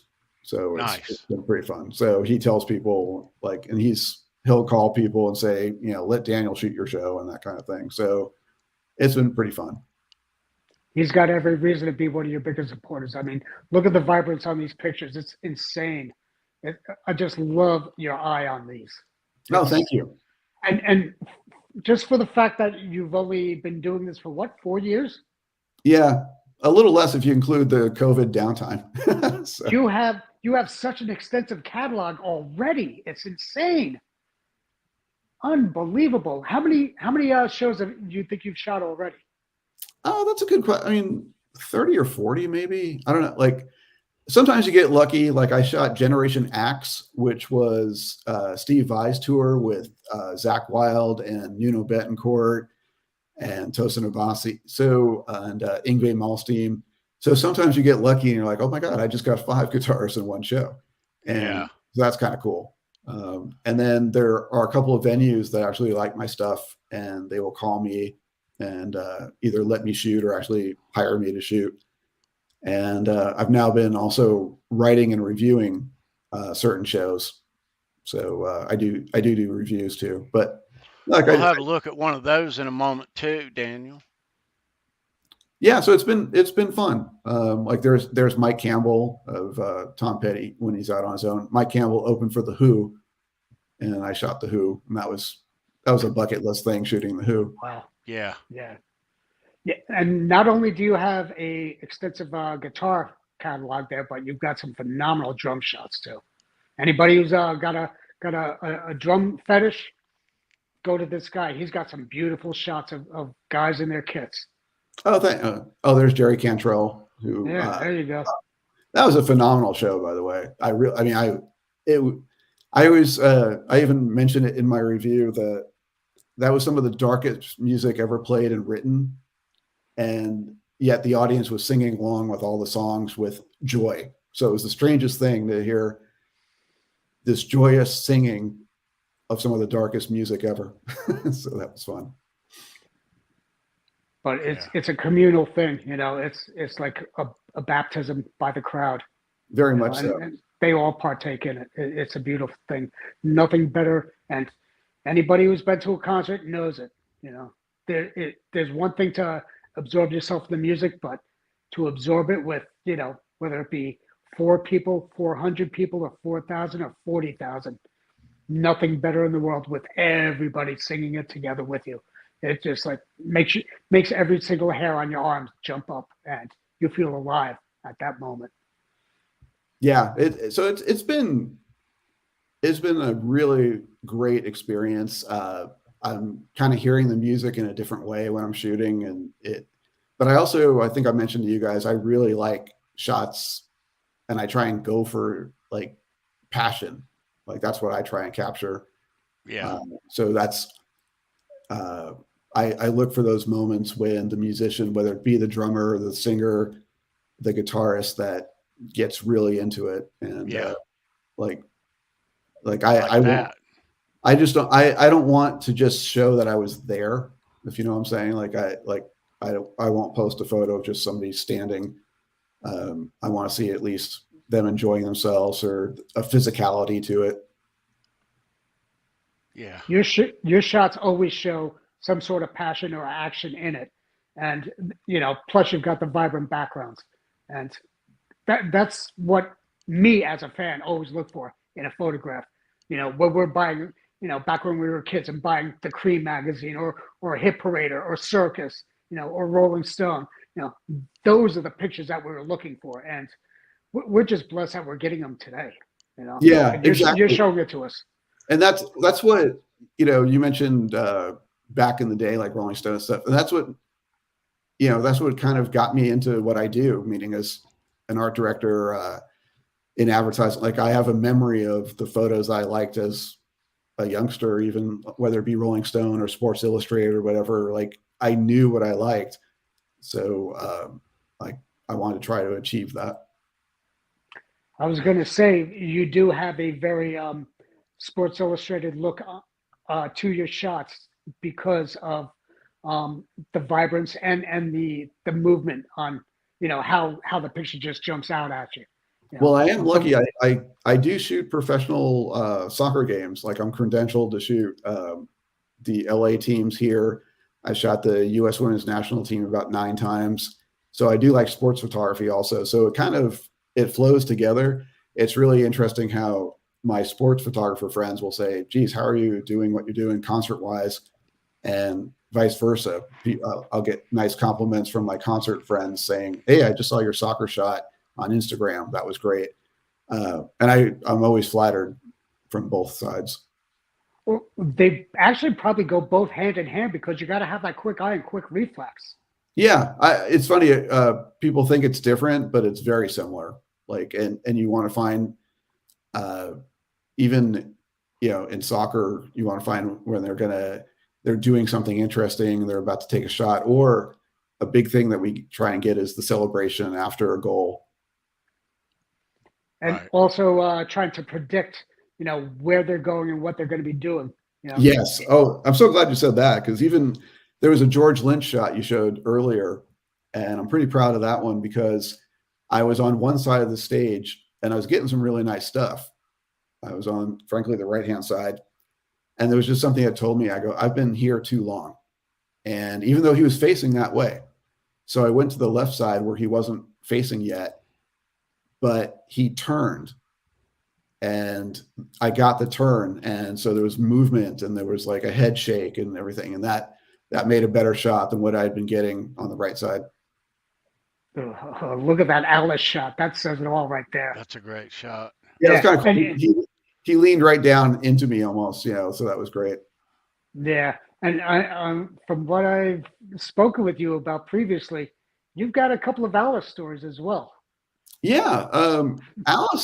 Shooting Alice was a bucket list thing for me because once again, it dovetails to advertising. Years ago, I worked on the Callaway Golf advertising account. Callaway Golf makes golf clubs. If you do some research on Alice, Alice is an avid golfer. He calls himself a golf addict. He even put out a book, I believe it's Golf Monster or something like that. But Alice was endorsing Callaway golf clubs. And my first shoot ever for Callaway were doing them on a stage in Hollywood. And at lunchtime, we break for lunch and we're in the commissary. And the client walks up to us and says, Alice Cooper's coming by after lunch and we want him in a commercial. And now you have to understand something. We're shooting with everything we've prepared. We had written and designed these commercials for months. And now they want a commercial like off the top of our heads within about an hour. And I'm a huge Alice Cooper fan. So I went over in a corner, I wrote a commercial and I showed it to everybody and they're like, hey, this is really cool. And when Alice comes in, ask Alice if he'll do it. So Alice walks in, I get to walk up to him and say, hey, would you do this? And he said, yeah, I really like this. And it was completely different than everything else because everything else was done on stage facing the camera. And this commercial was Alice passed out on the ground with golf balls and golf clubs all over the floor like he had OD'd on golf. And he's saying there's a voiceover in his head saying how he's done it again. And he thought he was over it, but he can't get over it, that kind of thing. And Alice really liked it. And everybody seemed to like it a lot. So that was great. And one of my commercials got mentioned in Alice's book as his favorite commercial ever. So I'm pretty happy about that. Very nice. And anybody who's an Alice fan knows that, he's very, very good. He's a scratch handicap. Yeah, it was kind of cool. We did a few spots with him out on a golf course, so I got to see him in action. I can vouch for it. He's very good. Were you part of the one commercial where he brought out one of his snakes? Oh, that one, yeah. That's yeah. As a matter of fact, I shot Alice in concert at a special event in Palm Springs tail end of last year, and his wife was there with him, and his wife was in that commercial that you're talking about. And that was actually pretty funny because he came to the commercial shoot to do one commercial that we had written. This one we were fully prepared. We had a written spot. It's about Alice kind of being in an AA meeting about golf. And Alice showed up with his wife, and Mr. Calloway, who actually ran the company, he was an old Southern gentleman, and he said, Alice brought his wife. I really like her. Put her in a commercial. So the same thing happened. We had to go in a corner and write the next commercial as we were doing the commercial being shot. And so we did a commercial with his wife sitting on a couch about her buying him some new irons. And somebody, it wasn't me, but somebody said, wouldn't it be great if he had a snake with him like it was their pet? We stopped the shoot for about half an hour and wrangled a snake and brought it to the set, and a snake is in the commercial. And I got to mention that when Alice and his wife stopped by. I got to say hi to them backstage. They didn't remember me personally, but they did remember the spots, and then we got to know each other again. And Alice's wife was very nice and said, oh my God, I remember that spot like it was yesterday, and now I remember you. So that was cool. So kind of come full circle where I shot Alice as an advertising guy, and now I shot Alice as a photographer. Nice. What would you probably say is your most memorable shoot so far in your career? Oh, wow. There are a few. Steve Vai has been amazing to shoot. I've now had the opportunity to shoot Steve Vai 5 times or so. Generation X twice, solo. And I got to shoot Steve's final show of this tour just a few months back in downtown Los Angeles. And it was very nice. Steve gave me permission to be on stage. So I got angles I hadn't gotten before. And he's a very physical guitarist. And as I said, I like the passion and everything. So Steve Vai was, for the amount of stuff I got, meaning like I got a lot. I have a lot of Steve Vai shots. And I really like, he uses a lot of different guitars. So, I get a lot of different looks out of that. So that was great. Nice.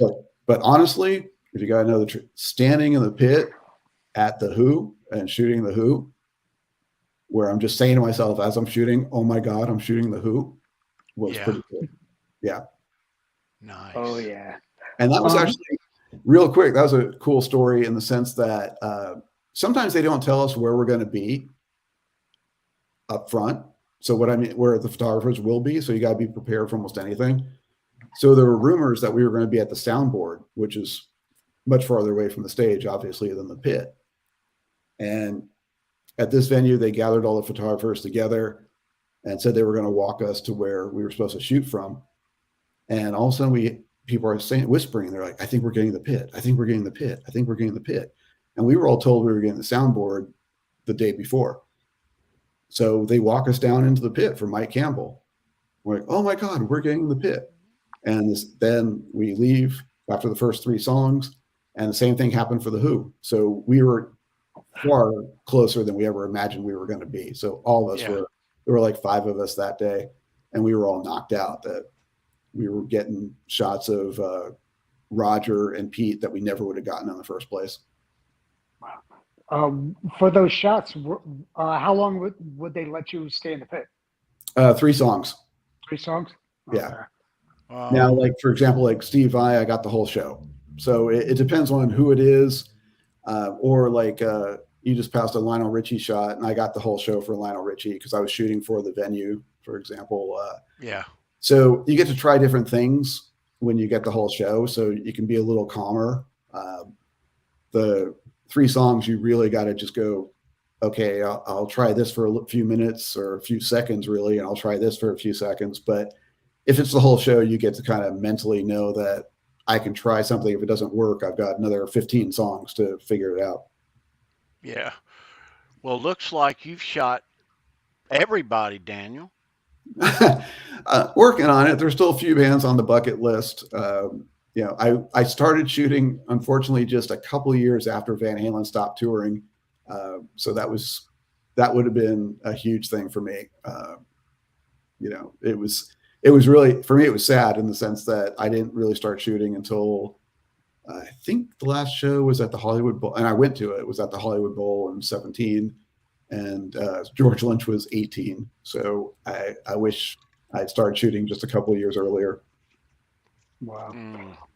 Here's one for you.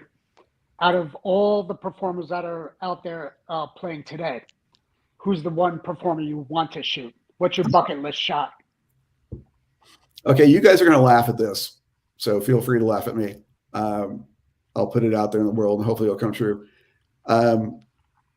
I've been dying to shoot the Doobie Brothers because I grew up in San Jose. They played at my high school pre-me going there, but all my football coaches would talk about it. They used to play in our high school because they were a San Jose band. And so they were like my introduction to rock at the time when I was a kid. I'm talking about a little kid.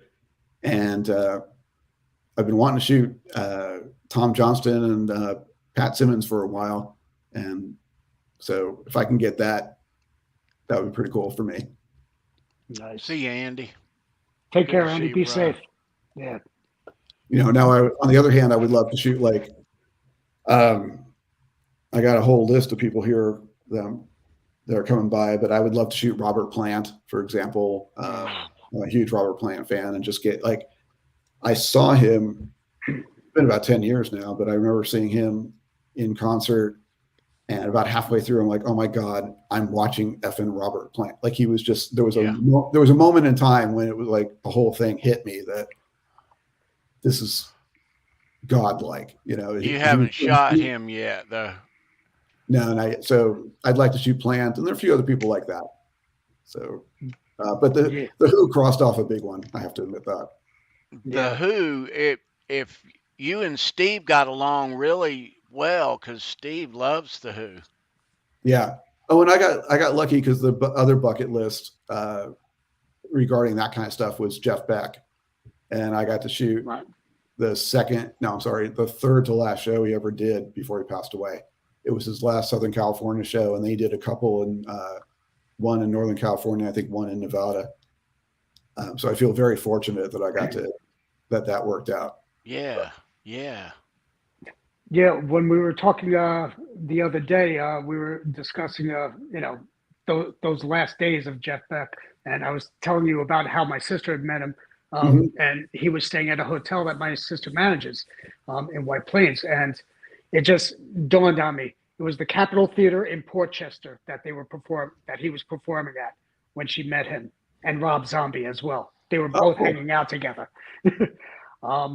Just to see Jeff Beck would probably make me, soil my pants. Because I was in the same scenario with you when I had seen Robert Plant in '88. It was right after the 40th Atlantic Records anniversary at the Meadowlands, and he had Stevie Ray Vaughan opening up for him. Oh, I saw that show in Northern California. My wife and I were just talking about that last night. Yeah, and and I'm biased because I'm a huge Stevie Ray Vaughan fan. He's my number 2 guitarist of all time. But truly, I think Robert Plant should have been opening up for Stevie on that show. It was just insane, the performance that he was doing there. And if there was one other performance I would like to see again, it would be him, Stevie Ray Vaughan, and Robert Plant again.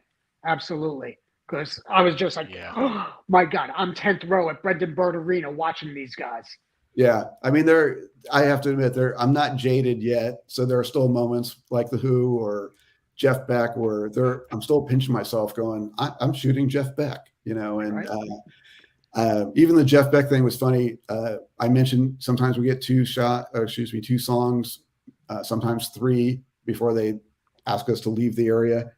According to the rules, we got the first song for Jeff Beck, and then he was touring with Johnny Depp, and he did like 8 songs by himself, and then he did like 8 songs with Johnny Depp. So we got the first song for Beck, and then the first song with Johnny Depp, and that was it. So I had 1 song to deal with Jeff Beck by himself, and I positioned myself in the wrong place, and nothing was like, he was turned the other way. I was on the left side and was kept facing right, and I was like, screw this. And I ran through the aisles, ran through the lobby, came around the other side, and it was amazing because I entered, and it was right as he was like ripping into some stuff, and like there was this roar that like was like physical that hit me as I entered. I was like, oh, this is cool. Like it was just kind of fun. Like he was kind of mellow on one side. Like by the time I came through the doors on the other side, he was really ripping into it. So I got some cool shots of him kind of soloing there. That's nice. Awesome. Oh God. Bucket list right there. Yeah, it was fun. And now people Rest in peace. What's really nice is people are actually starting to buy my prints. I actually got an Instagram message from somebody that ordered one from me, and this is the truth. She sent me a picture through Instagram just before the show of it on her wall, and so it's just really nice to see stuff like that happen. That was going to be my next question to you, because of that beautiful catalog that everybody just saw.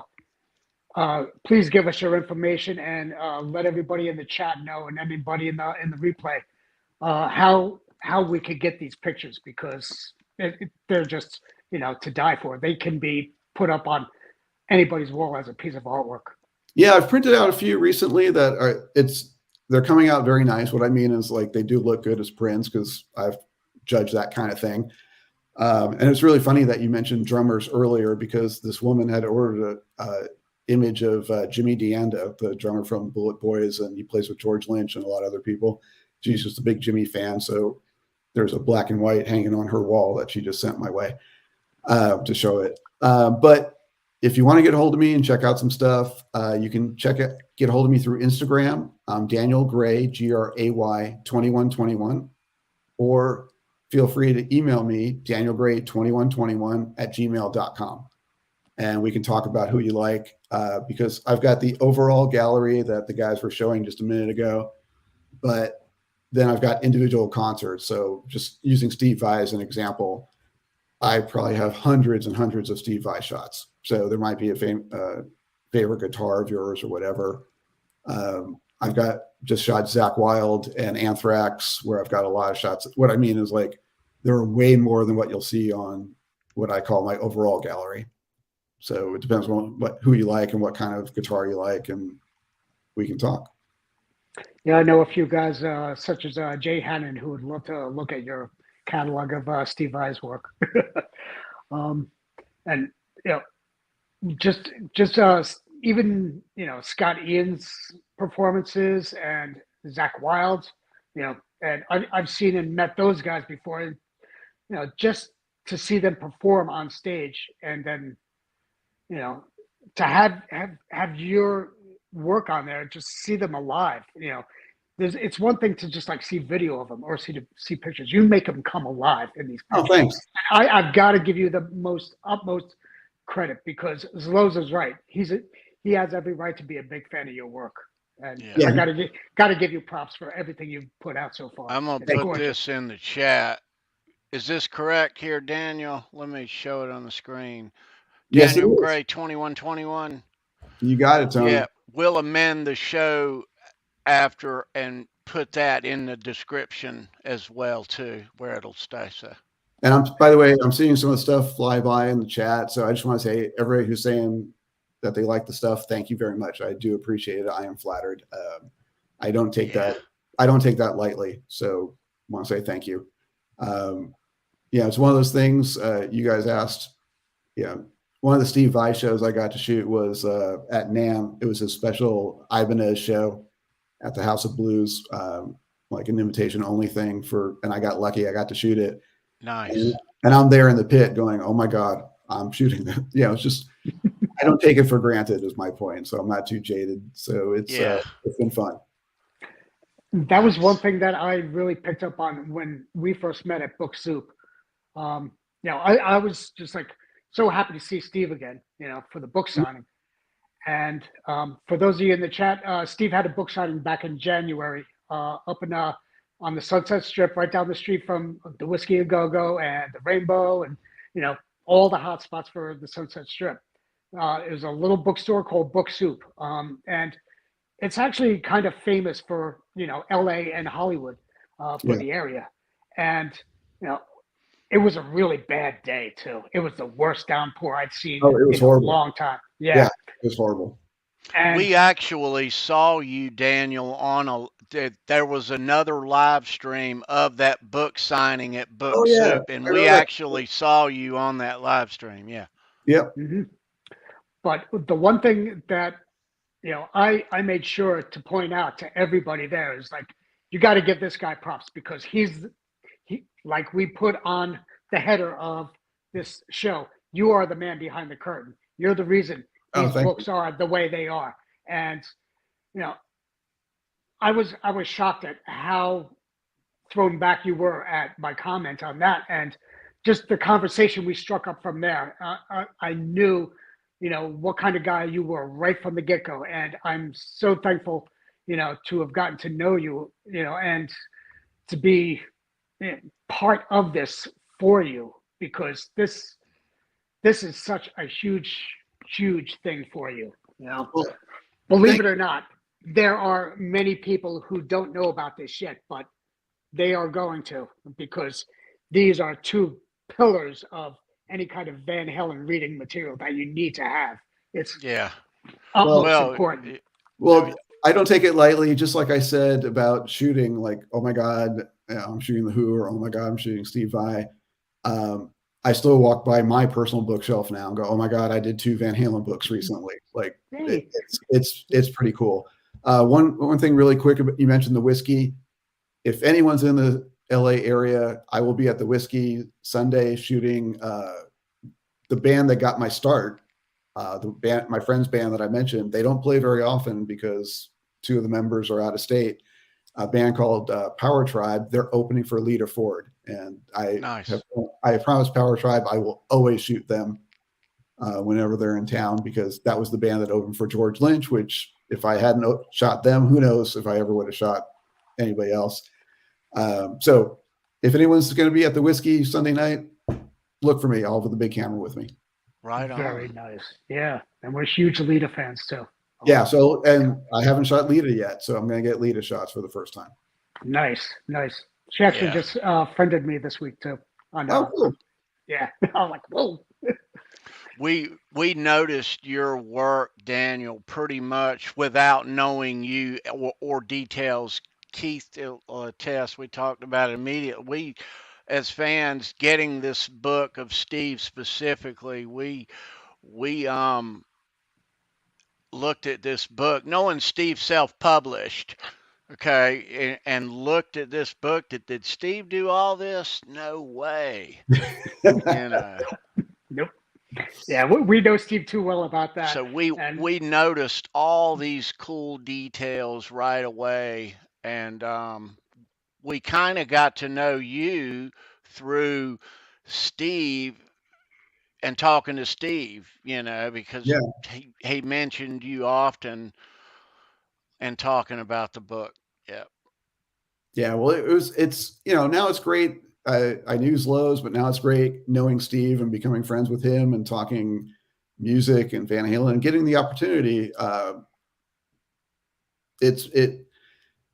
To say it's a dream come true. I mean, I never even had the dream to do a Van Halen book, so couldn't even say that. So, but as a design piece, it looks the way I had hoped it would. Meaning, I chose I did that silhouette. I chose the fonts. It's a good representation of my taste. So I'm very happy with it. We love it, man, and hats off.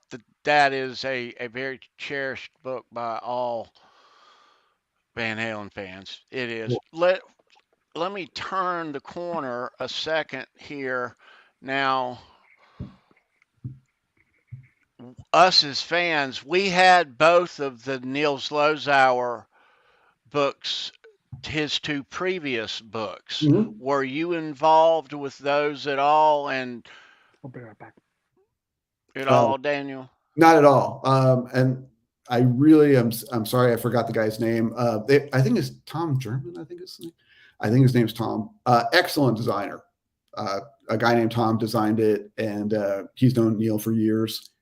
And I have nothing but the utmost respect for those books, also. So yeah. Well, we surely noticed the difference between the first two and this one with the never before seen. Mm-hmm. But so thank you for holding Zloz's arm behind his back.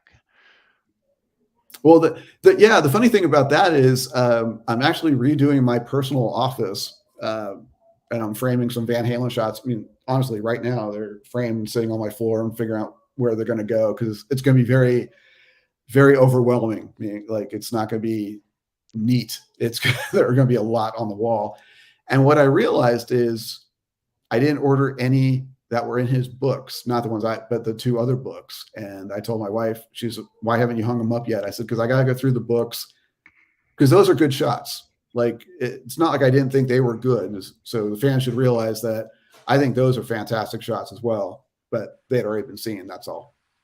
That's one question I forgot to ask you.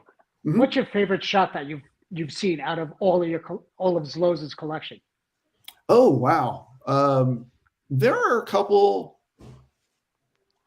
of Dave and Ed together that I really like. Like, I like some from the first show he ever shot, Day on the Green, that we mentioned. That's when Steve did the interview, or Ed's first interview, not with Steve. But I like interplay between the two of them. I mean, I love shots of Ed by himself. The stance shot from that I did the silhouette from, for example. I've always loved that shot. I like that shot, honestly, since 1978 when I first saw it.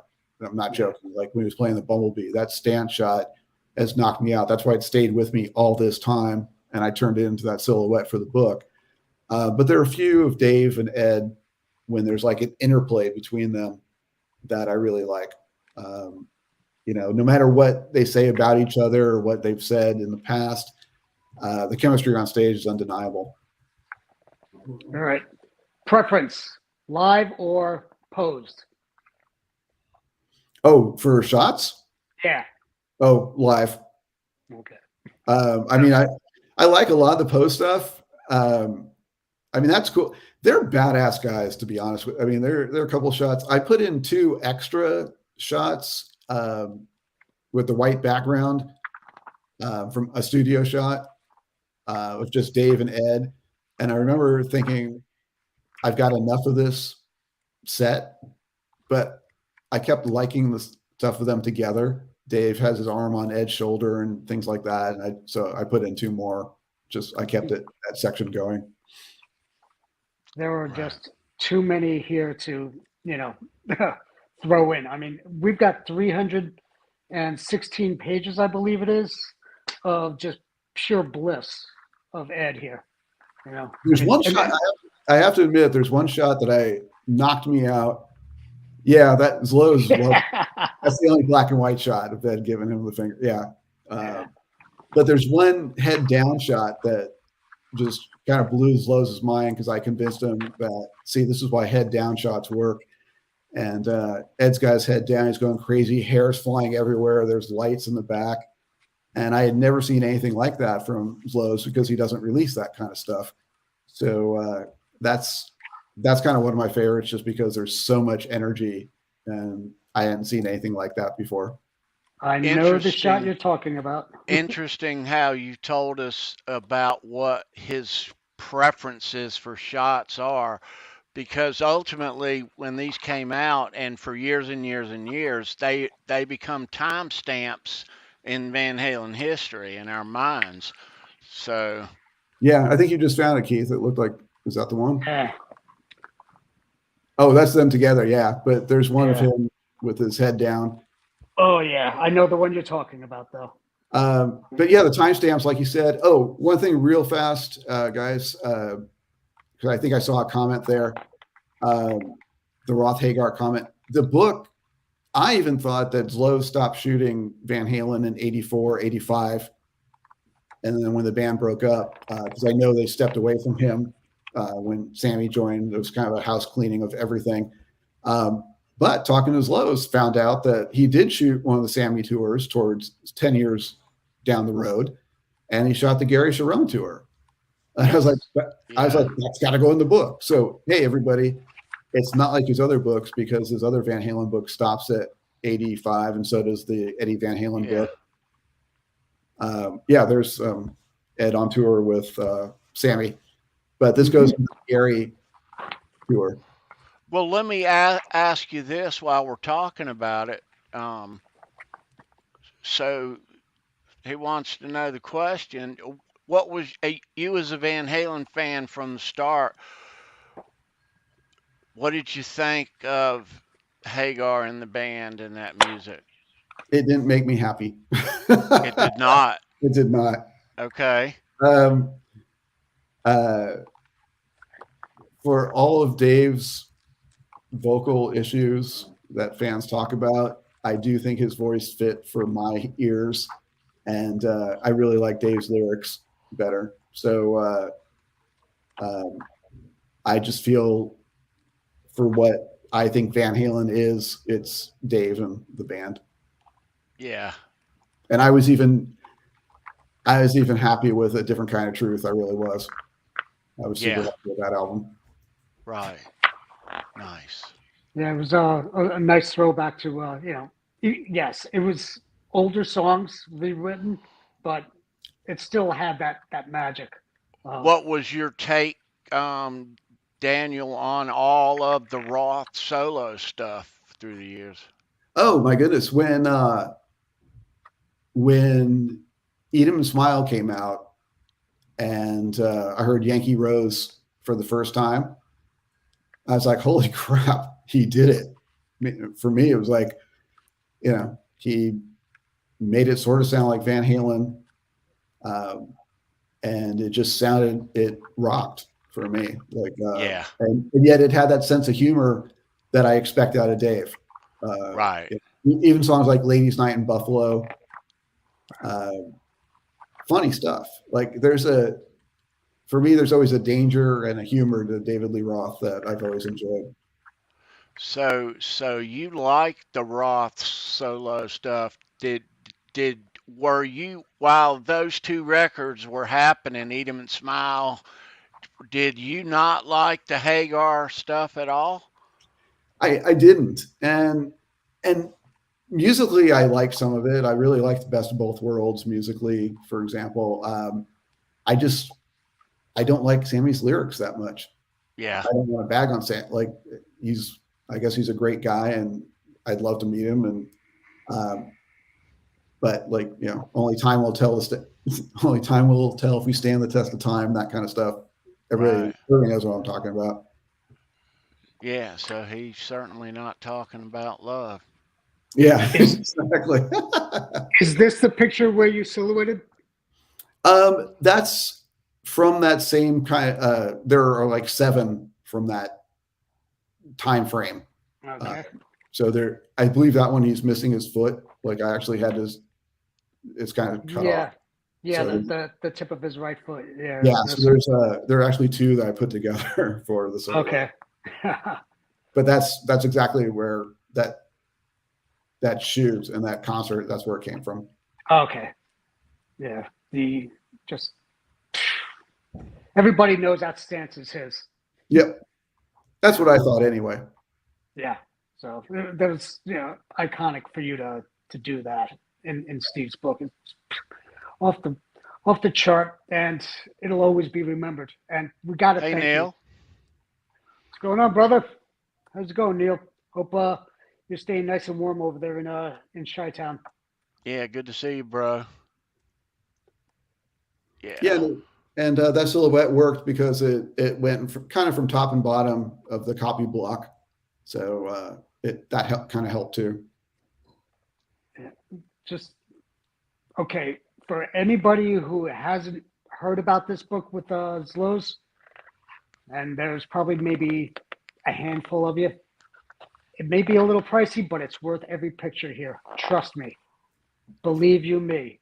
Yeah, You will never be disappointed. it's definitely not cheap, but we did go into it knowing that we were trying to bring some value to it. So it is printed on good paper. Neil didn't scrimp on that. I mean, I'll be honest. The printer actually gave me 2 mock-ups. And what they did is they actually printed a book, or didn't print, they bound a book, blank pages, but all the pages, 2 different paper weights, they're called. Basically, it's the thickness of the paper. And there was a good, like, 1/8 of an inch difference in the lighter paper. Same amount of pages. And More or less.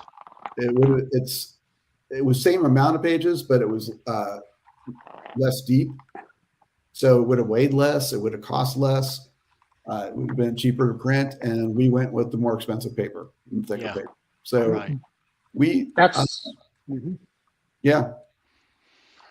These things are going to be cherished. So, yes, right. There are no plans on doing a second printing of this book, are there? Not at the moment, no. It was talked about for a couple minutes, but not at the moment. So there are a few things talked about, like if the fans get behind it and can prove that they'll actually buy it because he's self-publishing. We talked about a black and white Ed book because there are no black and white shots except for that end one where he's giving Zloz the finger. And a couple of fans and a couple of people have asked me about a date. Hey, Shreddy. What's up, Shred? But yeah, that would probably be the next logical move right there, the black and white shots, because of his, his eye, along with, I mean, the quality of this book is just second to none.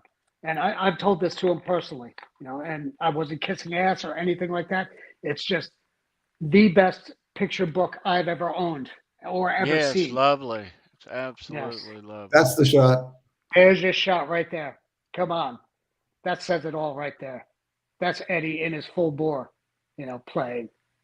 Yeah. and you don't really see a lot of those shots coming from Zloz because he doesn't like the head down. But I said, we got to put this in. And fortunately, the hair flying and everything, though.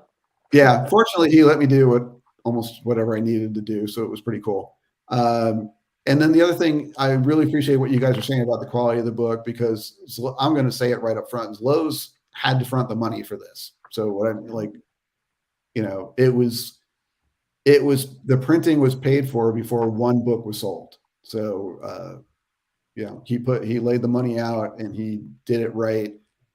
And I thank him for the opportunity to do the book. Seriously, like, it was flattering that he asked me, and so I had to live up to that. And then the other thing we did, we both took a look at what was out there, and we wanted to make sure that we were in the same league, if not better than the other people. People got their money. We know it's pricey.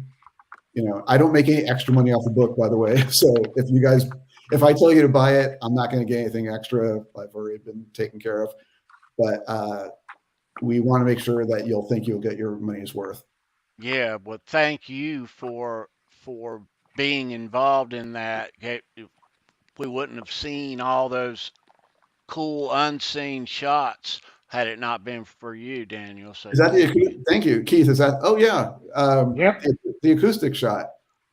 That's another one of those where I can say, like, hey, I haven't seen this before. I picked it out. I said, we're putting this in, and that's a sound check shot.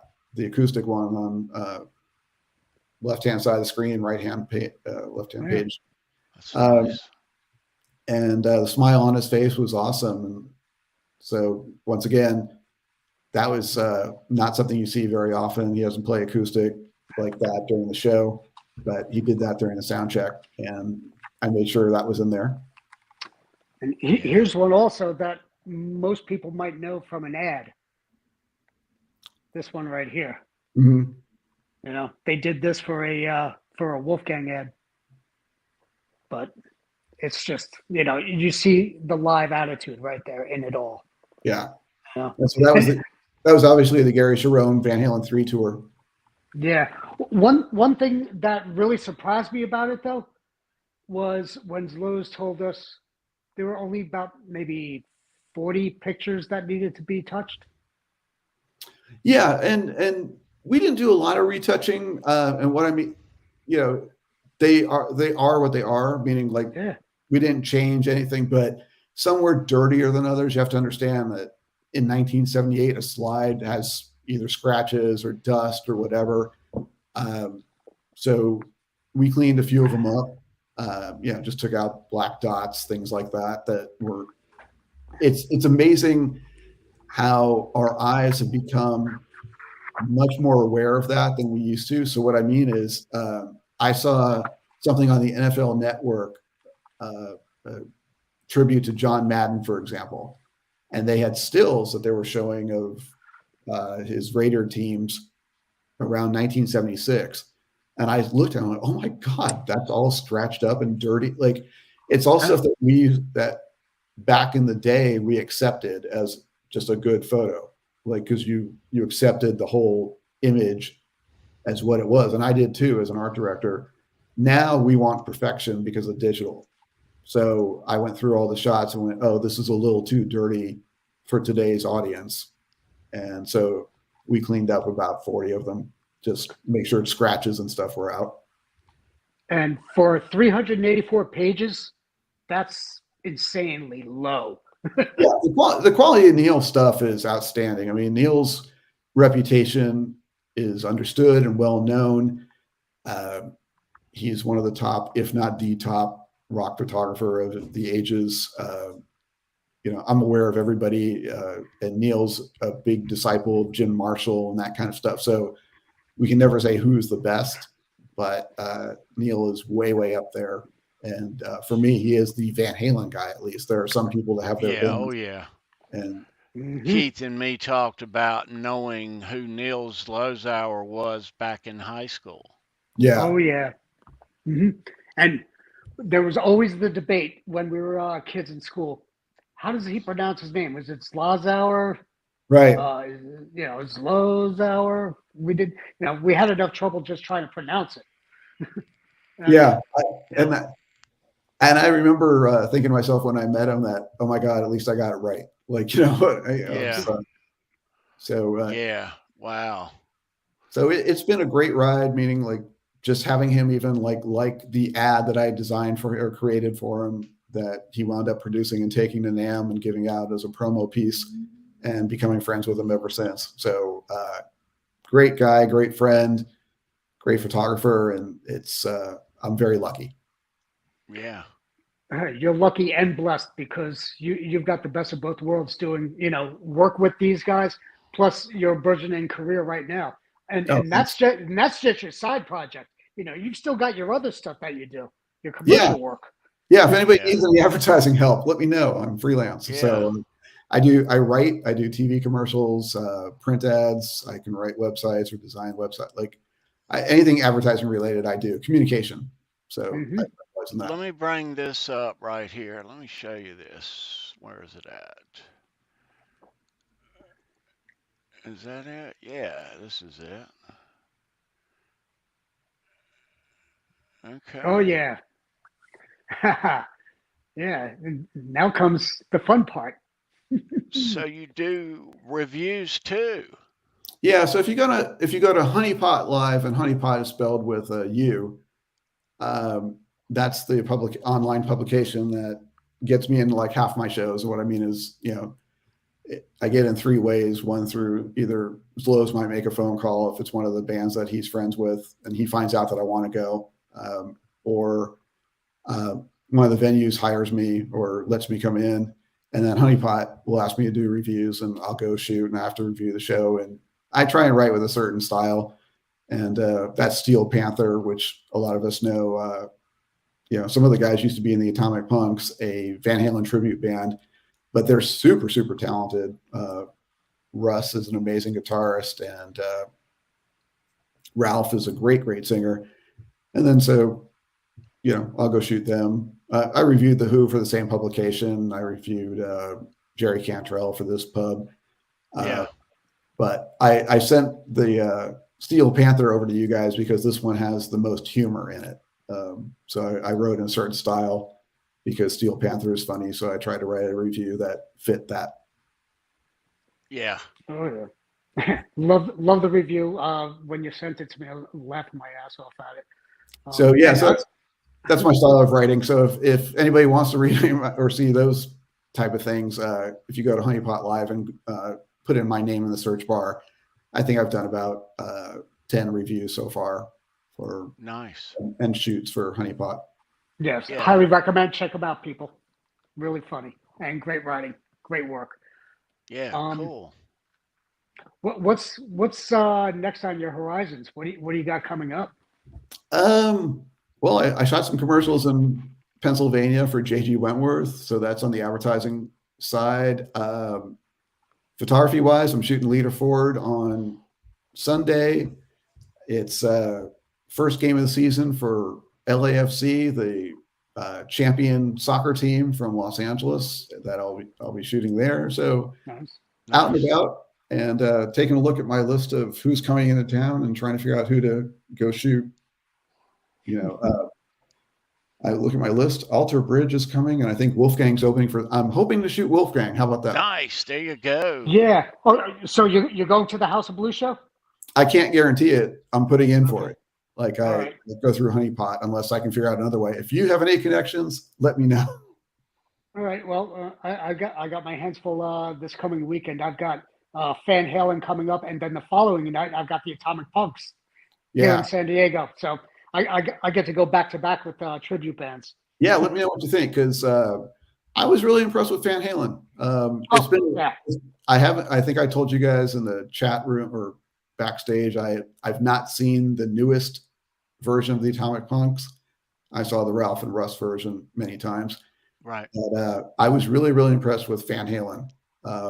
If you close your eyes, it sounds like album Van Halen. Absolutely. I cannot agree with you anymore. I saw them back in July at Solano Beach at a club up there, and they were just awesome, phenomenal. And I saw the Punks back, when Russ and Ralph were in the band, at Cane's down in Mission Beach here in San Diego. And then, I saw them a few years back also at Apollo Casino. And yeah, they do a phenomenal job. I can't say a bad word about either of them. Cool.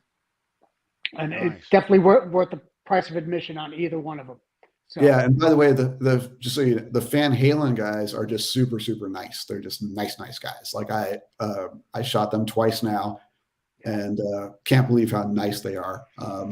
I shot Steel Panther twice, and they've been great through email. But I met the Van Halen guys, and they're super nice. Nice.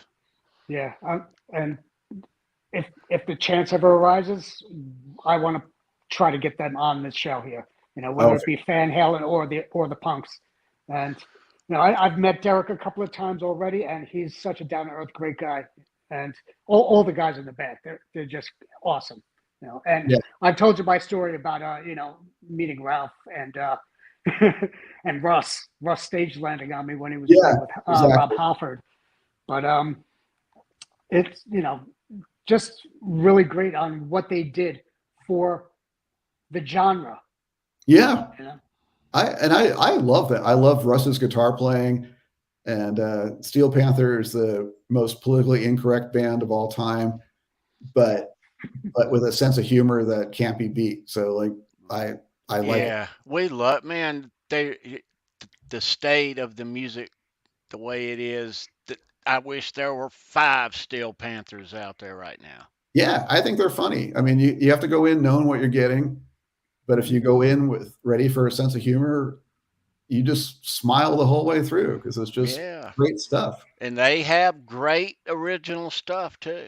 Oh, that's what I mean. I mean, the songs are fantastic. Absolutely. It's like 3 minutes in, you're like, wow, that was those lyrics. Whoa, but in a cool way. It's fantastic. even the musicianship itself, the riffs, the lyric, they're just like seamless with the lyrics. And Oh yeah, Russ's soloing is always going to be off the hook. yeah. Russ is so good. He really is. Like he's so impressive. Because it almost seems effortless. You're not struggling to do that kind of stuff. It's awesome. I mean, it's been, I'd say it's been 29 years since I first met him. Oh wow. And that was when he was playing with Rob Halford, when he was doing the Fight album on tour. And he was phenomenal back then, and he was just getting discovered. Yeah. Halford was the first major band that he performed with, if I recall. And then everything just exploded for him ever since then, with the Punks and then now Steel Panther. He did work after Rob Halford as well, if I recall. Yeah, well, the Punks were my first cover band at all, meaning not just Van Halen, but the first, tribute band. We got to get that right. Tribute band that I had ever seen. And I wasn't sure what to expect. And then I loved it. And I also said to myself, at the time, Van Halen, the Roth version, was not together. And I was like, I'll never hear these songs again. So I needed a place to hear them. So I saw the Punks 3 or 4 times at least with that lineup. And then they split off and did what was called, I think, Metal School at the time, or Metal Shop. Right. They had 2 different names. And then they became Steel Panther when they started doing originals. But I was going to see the Atomic Punks because I wanted to hear, the Roth stuff. Yeah.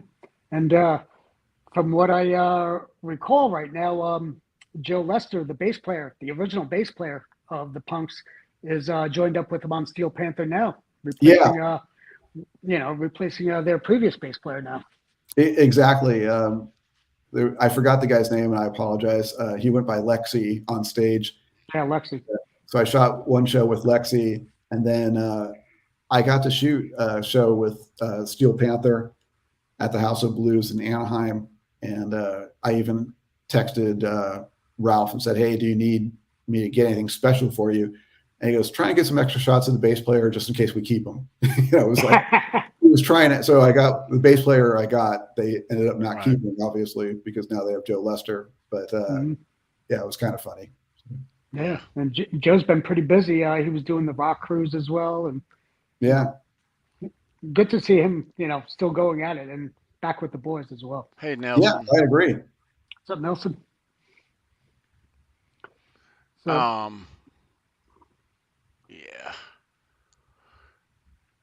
All right. So Keith, you got 2 Van Halen shows coming up Friday and Saturday, man. Yeah. I kind of feel like Crystal Live Sova over here, So you're going to back-to-back shows. We have one coming up here. We're going to broadcast some of live here on April the 8th. Jay Turner and our friends with Mean Street in Greensboro. Yeah. That'll be coming up. Oh, yeah. Here before long. So let's go ahead and do some announcements, Keith, while we're on a roll here. This Saturday on Show Me Your Pick, we're doing B.B. King this Saturday, and we have a special guest with us. Andy Carson is going to be our special guest for B.B. King. Oh, yeah. That'll be Saturday good. With Andy. Yeah.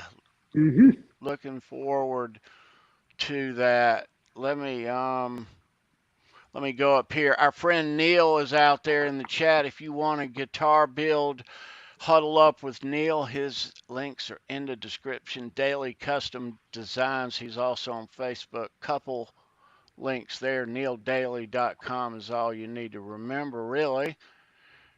Yeah. And our friend Brendan B. Squared, he makes these cool cigar box guitars. You want one of those? Links are in the description. Hit Brendan up. Yep. And it's also not too late for donating also for the Sub-Zero Heroes that he did his ice water plunge for in the lake this past weekend. Mm-hmm.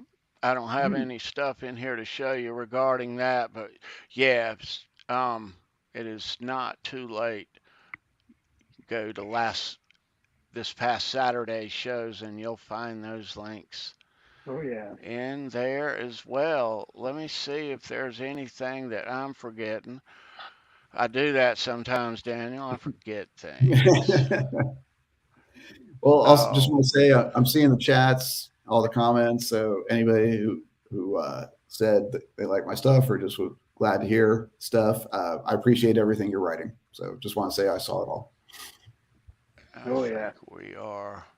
And thank you all in the chat there. I mean, you guys kept it rolling hard tonight, and whew, it's going to be fun rewatching it later because all I kept on doing was seeing it scrolling and scrolling and scrolling, and kind of hard to do what I'm enthralled with the conversation with you guys.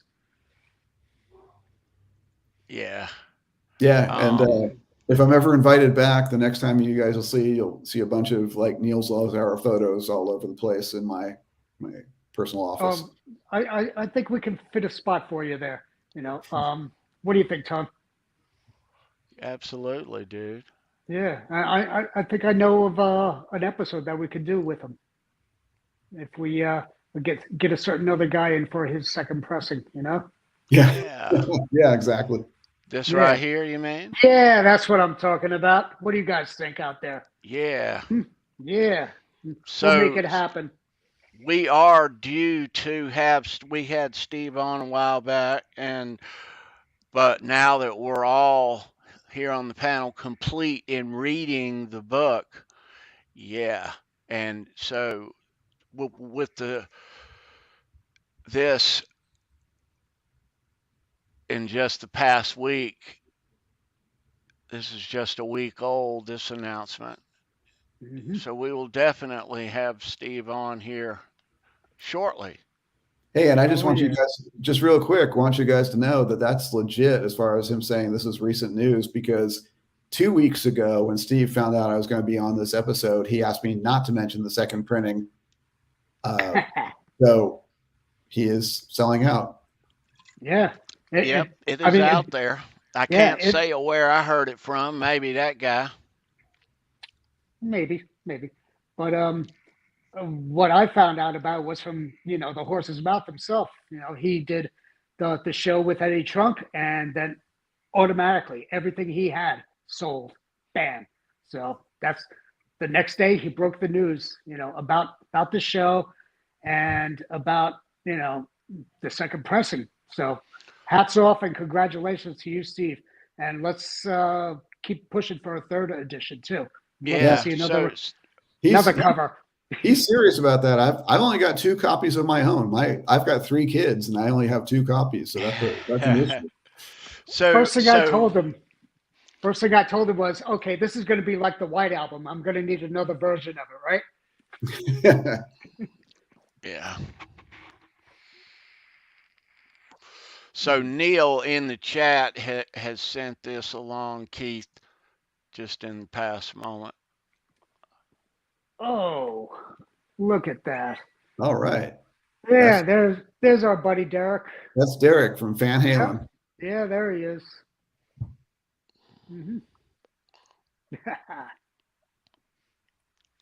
Nice shirt, Neil. Right. Neil sent something out. Oh yeah, that's the one. Yeah. All right. I saw Christopher. I want to be respectful. Christopher asked my favorite Van Halen song. It varies, but it's, for example, Ain't Talking About Love, Unchained, Romeo Delight. It varies. Panama. Yeah. But I like deep cuts like Secrets. I like Swing. I like Full Bug. Like my God, I love In a Simple Rhyme, Light Up the Sky, some of the deeper stuff. Yeah.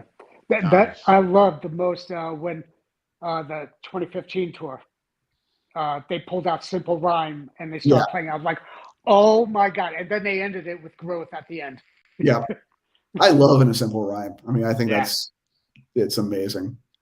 Yeah. Mm-hmm. Let me ask you this, Daniel, about the Steve Rosen book. One last. Sure. What was the decision to use an alternate cover and not the same? That was Steve's call. He just thought it'd be cool. I mean, there's no heavy reason for it. No hidden reason. You know, I don't think he was hoping fans would buy 2 copies. If they do, that's great. Like, just have the 2 different ones. But I think we will. Yeah. We will. There are some fans that will, yes, and I think that's an added bonus. But I think he's very happy that the first run sold out, so it gave us a chance to do something. It doesn't cost any more, you know. So it was just a chance to do something unique for the second run. I can tell the fans you won't find any new copy, any new writing in it. So I don't want anyone to make a decision based on that. Couple of new photos on the inside, but they're Steve Rosen photos. There's nothing new, but the big difference is the cover. Yeah. Now, when this book first happened, us as fans knew it was happening and knew what this book was ultimately going to be, and it is. But when he told us that he was self-publishing, how much of, just by doing that, and Neil did the same, how much of a extra undertaking and headache is it ultimately when you do it like that? Oh, it's huge. I mean, let's talk about Zloz for a minute. It's kind of the same with Steve, but Zloz has been really cool. Where, in a sense, he actually sends me every email that fans send to him. So when they get a book, if they send him an email saying, "Hey, I love the book," Zloz forwards it to me, so I see everything. Nice. But you know, I'll call Zloz and he'll go, "Oh, I'm going to the post office with another batch of book." Like, he sends them out himself. And you know, Keith actually showed in his book, you know, the autograph and everything. So Zloz is autographing everything. So the undertaking, it's massive as far the expense, because you've got to pay the printer. The printer doesn't care if you sell them or not. So you pay for the printing. And with Zloz's book, you do something called pre-press, which is there's a different company that you send I design the book and send the layout and photos to, and they make sure it's calibrated, and they do proofs on the paper that will be used. They find out from the printer what paper will be used. They send me proofs. I approve everything. So I go through the 384 pages that's printed out, and that's a while. That's an expense. Then it goes to the actual printer, and we go back and forth. And then the books get shipped to Zloz, and he has to store them in, you know, a friend's warehouse or whatever, because he's got boxes and boxes and boxes of books to ship out. And then he physically ships them out himself. So if he did it through a publisher, there wouldn't be any of that. He would just get paid by the publisher. The publisher signs a contract with him, says, "We'll pay you X number of dollars to do a Van Halen book." It's done after that. It's over. You know, they sell it. They've got the responsibility for doing it. This is all on Zloz's and Steve's shoulders to get their books out there. And, you know, got to hand it to both of them. But like I said about Zloz, he didn't skimp on anything. And that was because it's color. And I'm saying this about Zloz. It's a massive undertaking. It was pretty expensive. Yeah, Both of them, though. And I'm so glad to see Steve's book has done so well, and to see him on Eddie Trunk like that. But if they're having to go to the post office every single day with a truckload of books, you know. Yeah. that's the stuff that we don't think about when people self-publish, that they're responsible unless you have, an assistant on staff or whatever. But, Neil, for being a big time photographer, I know for a fact he's doing it himself. I've stopped by at lunch. Actually, even the day I stopped by to get a box of books for myself that he signed for my kids, and my brother and sister stopped by and got him, and he's there signing away. There was a stack of books, and he goes, "Look at all this I got to get out today." It was fun to see it happen, but it's work. And, so he would definitely, if he does another book, he would definitely want to know from the fans that they were into it before he would want to take it on. Yeah, it was the same way when a few months ago when I first met Steve. I went up to his house up in Lake Forest and, went to his apartment, and boop, right there at his front door, he had a stack of books, in boxes ready to be shipped out. And then he brought me into his office and then into his bedroom there and showed me in his sliding door closet piles and piles of boxes of everything, ready to be shipped out. And I was just like, wow, you've got your hands full. They ain't there no more. No, they're gone. They're gone now. And it's interesting in this day and age. There are people like, I know Ross Halfin will do pre-sales, pre-orders. Because I bought his Edward Van Halen book on pre-order. I made sure I got it. Neil didn't want to do that. So he didn't want any money up front. He a lot of times if you pre-order, you're basically paying for the printing. The photographer or self-publisher will basically make enough money up front that they will not be hurt by the printing. Neil didn't do that. So he paid for the printing up front. So that was pretty impressive. And that's putting your neck out there. Yeah. For that, how many, do you know how many he did in his printing, in his pressing? On both, actually. They both did the same amount, amazingly enough. And I don't think they talked to each other about that. They didn't strategize or anything, but they both did the same amount. They both did 2,000 up front. So you being involved in both, ultimately, is it a better way? It's better if you can afford it because all the money comes to you and you set the price. So like Zloz set the price and he thought he could get that price point. And some people think it's pricey, but other people are like, it's worth every penny. You're not going to see anything like this. And we worked hard to make sure that at least I knew how much it was going to be up front. So he and I discussed it. And so what I mean is we looked at other books out there and we're like, okay, we're going to be as big, if not bigger. This is, I think, at least 120 pages more than his other books. So I can say that we did a lot of stuff that I thought of marketing wise that we could say, images you've never seen before, bigger book. It's a bigger book. It's a thicker book, that kind of stuff. So, it's not just like, hey, Ed's dead and we're just going to put out some photos. There was a lot of thought that went into this. Mm-hmm. Yeah. And that's the toughest thing about this that nobody realizes, okay, with the pandemic that was going on, massive paper shortages. Yep. Okay. And then just having to get it all over here for production, getting all that paper over here. And the cost of this paper is much higher than, your regular run of the mill paper that you would put for a coffee table book. This is probably the highest quality book that you can get for the quality of paper. So if you have it out there, or if you don't have it out there, I highly recommend it because it's worth every penny just for the blood, sweat, and tears that these two gentlemen, three gentlemen went through to get it done. Yeah. And ultimately, these books are cherished by us fans, Yes. Yeah. If anybody out there, if you don't have it and you do get it, I truly hope you like it. There was nothing but effort that went into it, meaning love on both ends, meaning Neil's. Neil absolutely loved Ed and the band. There are just moments where he would look at a few photos and I could see the look in his eyes that he really enjoyed shooting those guys and being friends with them. On Steve Rosen's part, I say it, and Steve knows I say this. That's Steve just bleeding over every page. Steve loved Ed.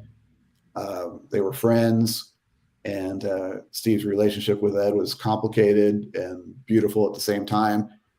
And those are his feelings just spilling on every page, and that's why it's as long as it is. He wasn't going to let somebody edit him and a publisher tell him it had to be cut in half and make it 300 pages or 350 pages. It was going to be the 600-page book that it is. Yeah. If I recall, he actually added a couple of hundred pages when we had him on when he was starting to write it. Oh, hell yeah. He originally had it, I believe, for like 484 pages. Yeah, well, even that was a guess before I had laid it out. Like it probably wasn't even going to be 400 pages in the beginning, but I think talking to him, I wound up, to my own detriment, talking him into adding like 100 pages or so, like I said, about the interviews that never ran with other people. And he did a great job. He interviewed Edward's music teacher from high school, former band members. He's even got a page that's an Alex interview and a Michael Anthony interview and even a David Lee Roth interview from what would have been the 85 book. So there's good stuff in there, and you get to find out a lot about Ed. Yeah. Here we go. Here's a rundown of the list of the voices. It's called Van Halen's Voices. It's the final chapter, chapter 66. And Ozzy. Very, very quickly, like I said, that was a chapter that I'm not taking credit for it, but I was like, where is this stuff that you talk about throughout your other 500 pages? You talk about starting the book. You must have done some work on it. And so this is it. Go ahead. Yeah. We got Ozzy, Rudy Lehren, Lynn Ellsworth, Truman Fisher, his music teacher at Pasadena City College, Kevin Hill from the Broken Combs, Dave Menichetti from Y&T, Tim Bogert from Vanilla Fudge, Beck Bogert and A Piece of Cactus, Kim Fowley, who, producer and promoter, Ben Gazzari, Terry Kilgore. Let's see, 2 more pages. Dee Dee Keel, who was a waitress at the Whiskey, who introduced Steve to Eddie. Carl Sandoval, Jimmy Page, Alex, Michael, and Dave, of course. Oh, can I say something real quick? You mentioned Dave Menichetti. I just want to say, throw it out to the audience. Oh, yeah. I grew up in the Bay Area. For me, I thought not knowing any better, because they played Y&T on the radio all the time. Shout out to KOME and KSJO in San Jose. They played Y&T all the time. And so I thought Y&T were like as big as anybody until I realized that they weren't. But I think Dave Menichetti is fantastic. I like Y&T. Yeah, love Y&T. And we got to give him a shout out and congratulations on getting cancer free. Finally. Thank you. Thank and that God. was so I've shot Y&T a few times, and that was important to me personally, was shooting Y&T, because Dave Menichetti means a lot to me. I've said Van Halen is my band, but Dave Menichetti is an extremely talented person, and I love his attitude, meaning like this is what he does. Like he's out there and he's giving his all every night. So if anybody ever gets a chance to see Y&T, Dave puts on an amazing show, and he works just as hard in a small venue as he would in an arena. Oh yeah, he brings it just like he did back in the 80s. Absolutely. And the voice is still there. Like Dave Menichetti has a really good voice, and he's a hell of a guitar player. Yeah, phenomenal. So underrated. Underrated. And it's one of those unsung bands that everybody forgets about, and they don't get their due. Yeah. Daniel, it's been wonderful meeting you. This is so cool to have you on tonight and learning just what happened behind these books. Well, thanks for having me. I'm always flattered for this kind of stuff. You know, it's unexpected, meaning like to get interviewed about my work.